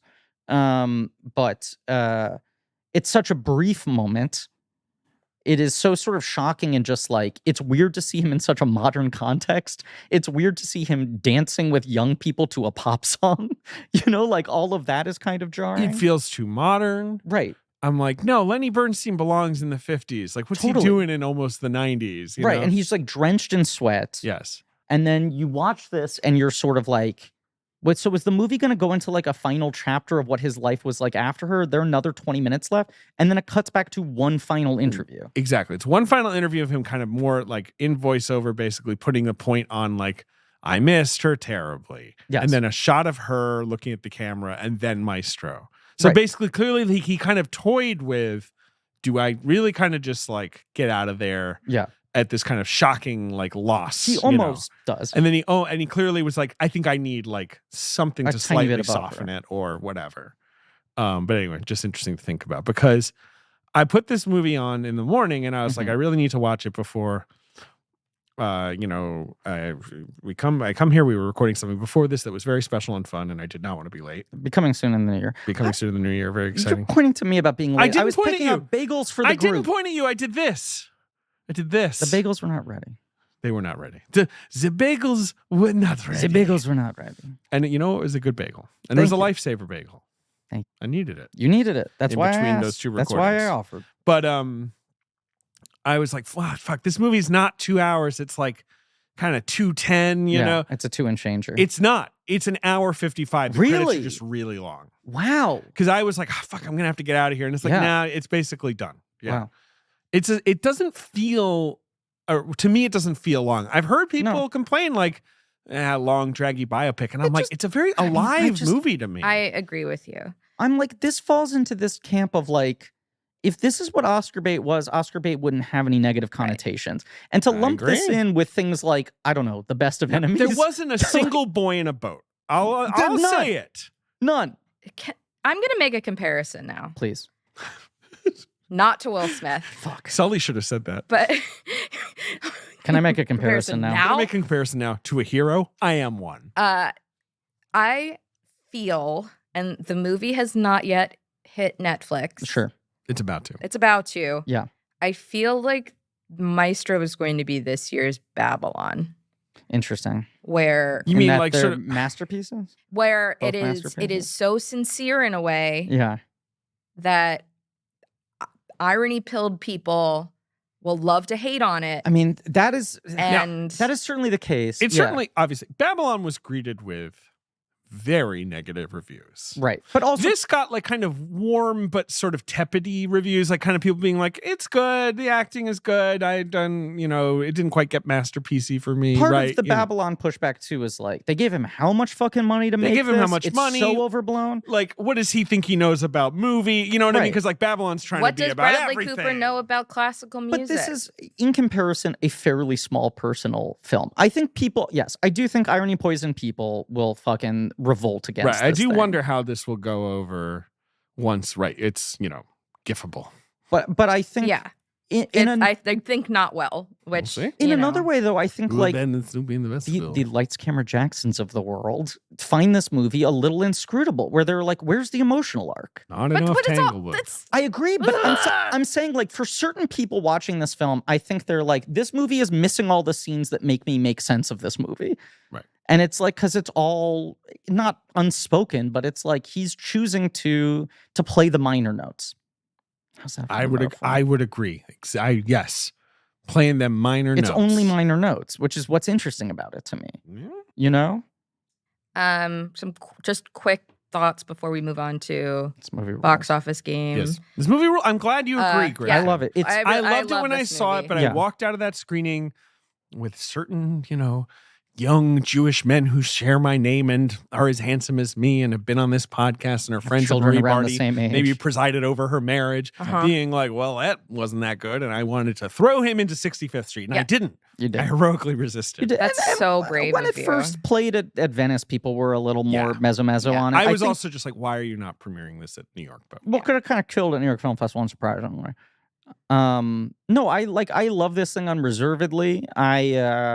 It's certainly, I still have a lot to see and there's stuff I want to rewatch, but I feel like it's firmly in my top 5 for the year. And I was saying to you, it's like, it has a shot at being my number 1, depending on how a rewatch plays. Ooh. That's interesting. What's your current number 1? It's Oppenheimer, but it feels soft and or lazy. Like the thing about Oppenheimer is there's nothing wrong with saying that's the best movie of the year. It's a big fucking, yes. of a movie. I'm not embarrassed that it's my number 1, and it's not like I want to pick something less conventional, but it's usually my number 1 is like with a bullet, unquestionably. I have no doubt in my heart that is my number 1. And Oppenheimer is still like, that's probably the best movie I've seen all year, rather than being the one that made me levitate. Which this movie did at times. Like there were sections of this movie I found completely transcendent and transfixing. Now, just quick thing. I just want to point out, I don't know if I should be arrested for this, but I was able to identify that Bradley Cooper's real life daughter played young Jamie Bernstein the minute I saw her on screen. Marie did call that immediately. I had no idea. Yeah. And I just wanted to share, I did not decide to watch this film. I recently lost a loved one. Mm-hmm. Yes. To cancer. Yes, we sort of warned you. Yeah. This might be a little that this might be too triggering. Yes. Like so soon, basically. Yes. And you might see it sometime. I may. Yeah. I may. I also missed a handful of upcoming episodes. Just need to take some time off. So yeah. Our release we order, missed you. or rather, our record order could be very different than our release order. So there are a couple episodes you've been missing on. There are a couple more still to come. in the new year, but not a tremendous And you amount. got to watch The Love Guru. Yeah, the most important And thing. that's what's important. You were back in time for January 1st, Patreon The Love Guru, And the episode that mattered most. And that was a real gift. So gift Well, that Ben, Griffin wrapped for Ben, you, my speaking friend. of a gift, I have a Christmas gift, a slow Christmas gift, a Happy Holidays gift. Oh boy. That hold on is being processed right now. You should get a text in a second. Did you literally just order it like right now while we're recording this episode? It's going to his text. Wait, it says credit card declined. Did you order Ben a George Santos cameo? Hold on. Oh my God. Better not be that. I don't want any blank check dollars going to George Santos.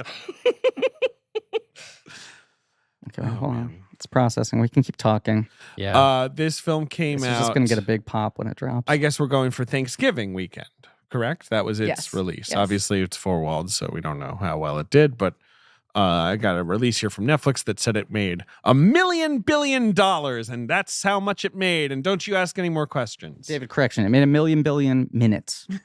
right.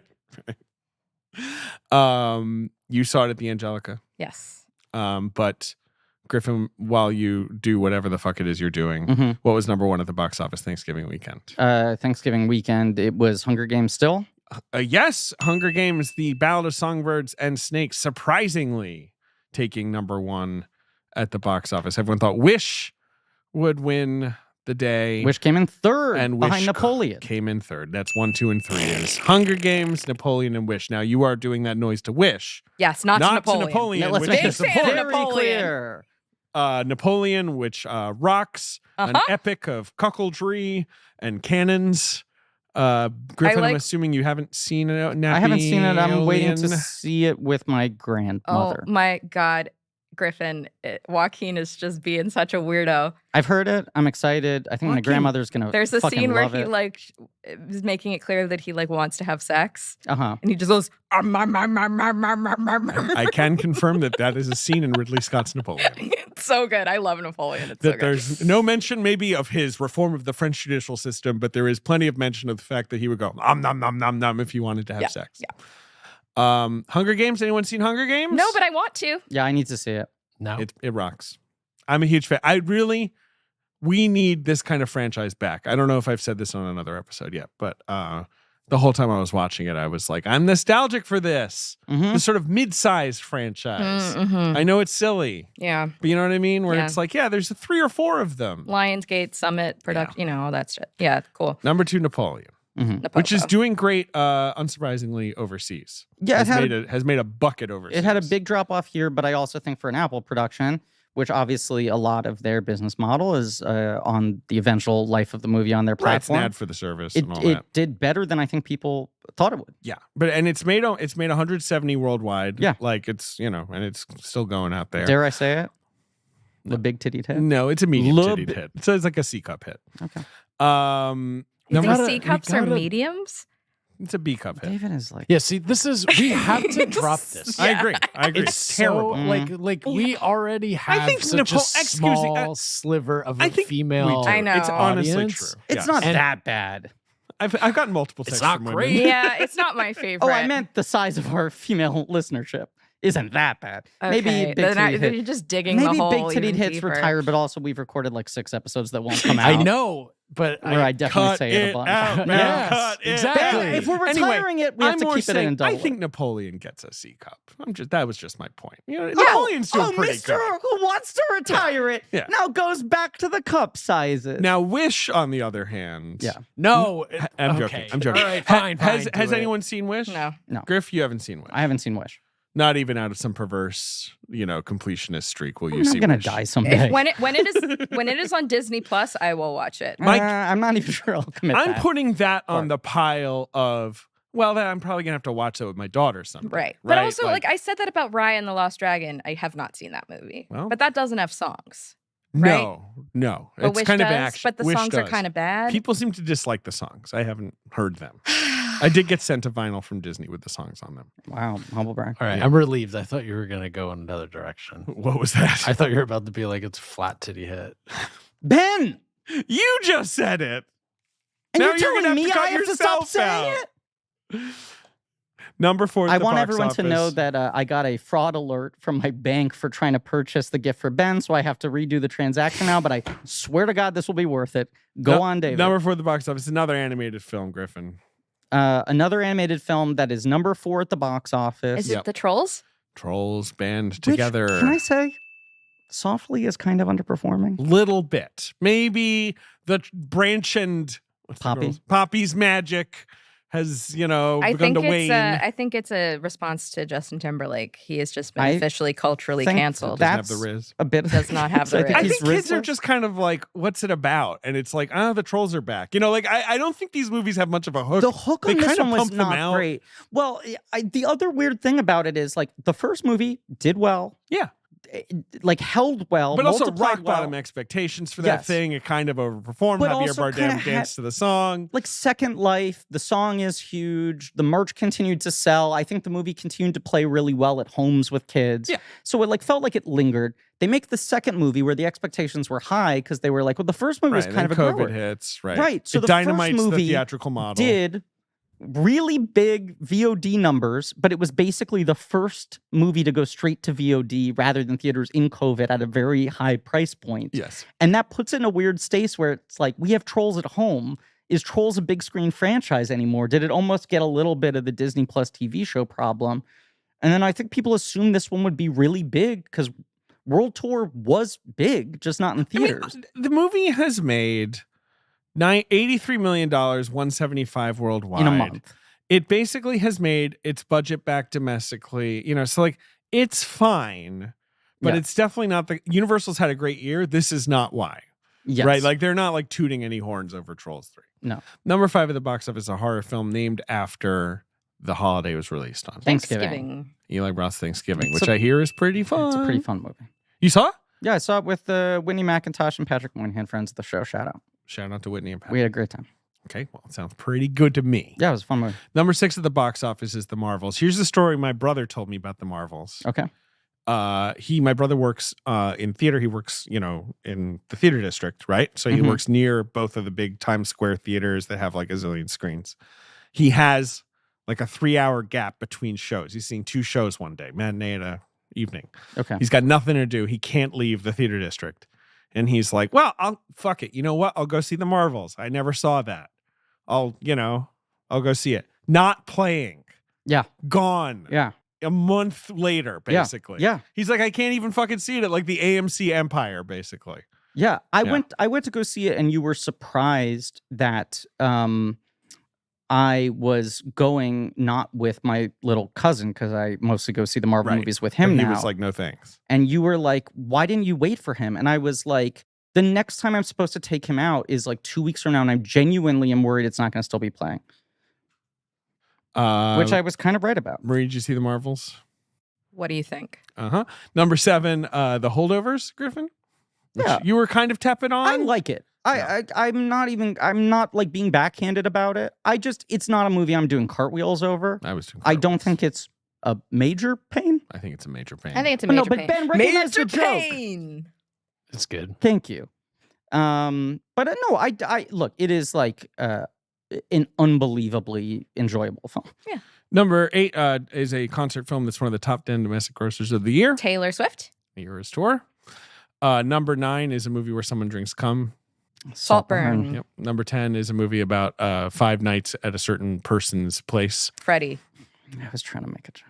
There was an amazing post in our Reddit recently where someone What was happened? like, Oh, they just someone was saw like, the Boy a lot in of the Heron. similarities between Boy and the Heron and Five Nights at Freddy's. And someone just replied with like getting Boss Baby vibes from this with the tweet. Good.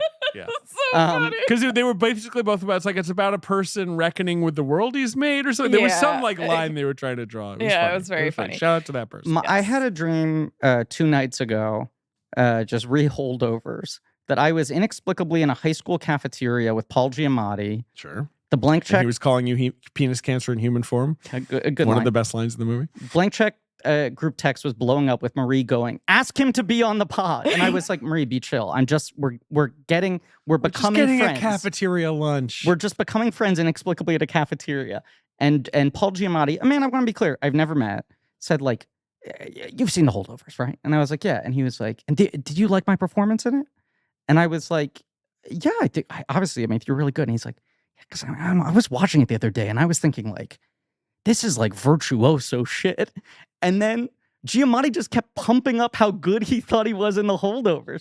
And I was like, he's right. But also, like, I didn't think Giamatti would be a guy who'd pat himself on the back this hard. And he's like, I'm watching this performance. I'm like, this is a 5-course meal. But this is like, he's like coming to you in your dream to tell you that your feelings about his movie are I have wrong. nothing How bad to say much about his performance. Do we have to dissect Griffin's dream, A lot. which is not real? I should mention my therapist also the other day related me to a branch from the Trolls franchise just because it's also relevant in this. She's right. She's right. You're a party pooper. Yeah. I assume. I don't know. I can't remember I what think branch that was of kind Sark of is. her take. Just a shout out also in our Boy in the Heron episode. We did not see it coming that it would be the #1 film of the week, overperforming and basically outgrossing any Miyazaki movie within 3 days. Very exciting. You kids did a great job on 2,200 screens, like not even on a lot of I think it would have made more money if they had more showings of the dub. Yeah, but you know Maybe what? they will. They'll My keep take. like the thing that was savviest about the way they played this and just picking the absolute best weekend. Because if it had come out 1 week earlier, it would have been #3 behind. They found a very like quiet weekend to put it. And I think Godzilla overperforming the week before also helped them, where it was like a lot of people were like, you know what, I'm gonna go see another Japanese subtitled movie in theaters. But the best thing is them being #1 at the box office got them a bunch of free press. Like all the 100%. free headlines they got from like Miyazaki tops the box office, his highest grossing opening is like free press. It will hold them next weekend, I believe. They're still trying to decline my credit card. I gotta get this. I'm dying We're to know. Okay. done. All right. Well, listen, of course, every year I produce a holiday album, Slow Christmas. And we have this year Slow Christmas #3. It's the 4th release because, of course, I started with 0. The album was released today. There'll be a link included in the description. But we have Josh Richmond, friend of the show, had contributed a track, producer of Video Archives, a longtime Earwolf producer. Sure. Mm-hmm. Mm-hmm. We have Gabe Wax, who is a producer, musician, has worked on a bunch of stuff, including all of Soccer Mommy's albums. Sadie Dupuis works on her work as well. Oh, yeah, nice. Old friend, longtime listener. Yeah. Wow. Also want to shout out Future Museums, contributed a track, also a listener of the show. But of course, here, somehow, the track I'm going to play is from one Amy Irving. Academy Award nominee for the film to it. Yentl, soon to be covered on the podcast. Winky winky. And so here we have a clip of Amy Irving performing We Three Kings.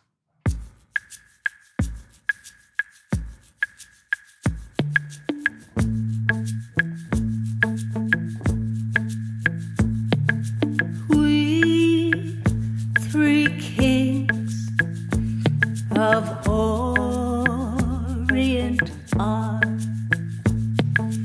bearing gifts. We traverse afar,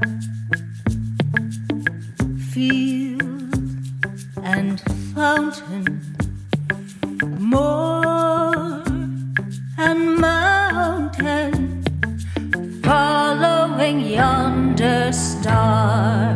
Oh, star of wonder, star of night, star. Wow. You're crazy for this one, Oz. Truly crazy. So good. Incredible shit. Fun stuff. Where can you get it? Everywhere. Wherever you get your music. Is it truly everywhere? In past years, it's been only on Bandcamp, right? Or is it everywhere? Previous releases have been on Spotify, Yeah. Bandcamp, and kind of a handful of other, but this is the first time I've done a wide release. Apple Music? Hell yeah. Boy in the Heron style. Apple Music. Title? Just search Slow Xmas #3. Ben, Yes. we have this present here. Uh-huh. Do you want to open it up? Oh, yeah, of course. Although, do we have time? You got to go. We should do this right now. All right. I think, right? Well, we have Aquaman episode, but that is, of course, nominally coming out after Christmas. So this is our last release before Santa's big holiday, which is what I call Christmas. All right. Let's open it. Ben is using scissors to open a box. There's a big box. This came from AJ McKeon,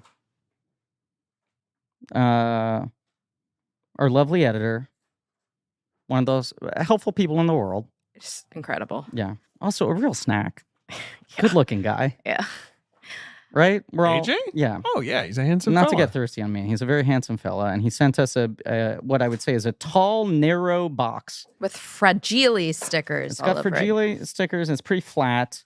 And there seems to be some sort of framed item in here. Looks to be maybe a poster or a Looks to painting. maybe be a poster. Looks like a poster. What is it? What?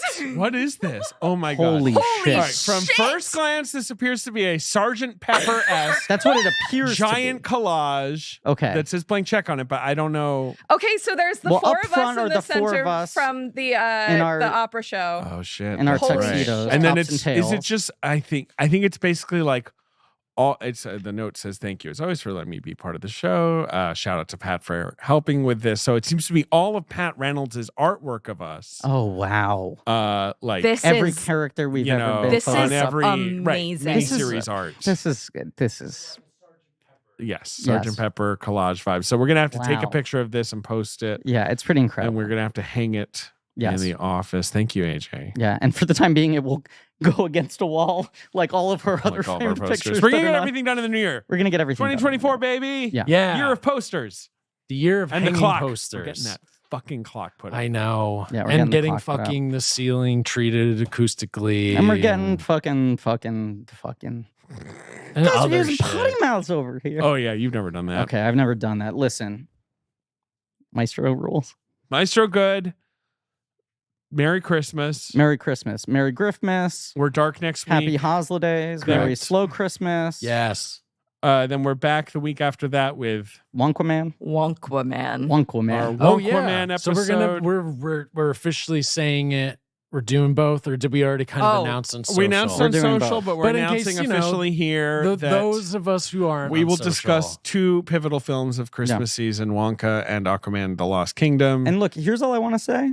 Little cousin, Wonka is his top movie of the holiday he season. wants to meet And Wonka. Fuck he's yeah. usually superhero crazy, and Aquaman has not See, even this been is why I think discussed. it's important to talk about because we've had a year of It's- superhero fatigue. Warner Brothers is hearing that, being like, "Yes, like, he doesn't even know what Aquaman is. Perfect. Let's get this thing out without anyone seeing it." Yeah. Maybe it's going to be a masterpiece. Can I say have it? to pee. I think it's going to be a big chocolate hit. A big chocolate hit. I like that better. Yeah. Will that apply to everything? I don't know. Listen, this is we'll see you in 2 weeks with Wonka Man. Maestro, I hope you all watch it at home. If you've had the chance to go see it in theaters, it's even better that way. But Netflix continues to be a little inconsistent about their release strategies on things. But thank you all for listening. Please remember to rate, review, and subscribe. Thank you to Marie Bardi, our associate producer on the show. Oh my goodness. Thank you. Thank you. Thank you to Ben Hosley, our producer on the show. Hey, it's me. Happy to have you back, Ben. Yeah, I'm glad to be back. We missed you. Tune in next week for Christmas. Enjoy your family. Thank you to AJ McKeon for the greatest Christmas gift of all time and also editing the show along with Alex Barron. Yeah, this is unreal. Thank you to JJ Birch for another week of vacation. Thank you to Joe Bone and Pat Reynolds for our artwork, including all this artwork that AJ put on this insane thing. Thank you to Lee Montgomery, the Great American Owl, for our theme song, which of course I guess Alex remixed for this episode. Go to blankcheckpod.com for links to some real nerdy shit, including our Patreon, Blank Check special features, where we do commentaries on film series. We're finishing up Mike Myers. We have Love Guru kicking off the new year. And then I don't know if we've announced it in this feed or not, but we're doing the Terminator movies. Yeah, we may not have announced that yet, but the next thing on that feed is is Pitching the Walk. Oh, Pitching the Walk. A very special episode with JD Amato that I'm sure you'll all enjoy, in which we are very normal and not probably our most tired. normal episode. Yeah. And then yes, Love Guru in the new year, and then I assume 0 people will listen to the following episode, whatever that is. The following episode is the It'll be mailbag. mailbag. Yeah. Yeah. I'm just saying everyone's going to unsubscribe after Love Guru. Yeah, probably. Yes. So that is the end of that. I'm going to try this one last time. It's no longer even giving me fraud notifications. It's just seemingly blocking me. This is the final shot to see if it goes through. 3, 2, 1. Credit card declined. Well, Ben, I tried to buy you a gift card for the amount of the steak at the restaurant that overcharged you for the steak, and they will not let me spend the money on it.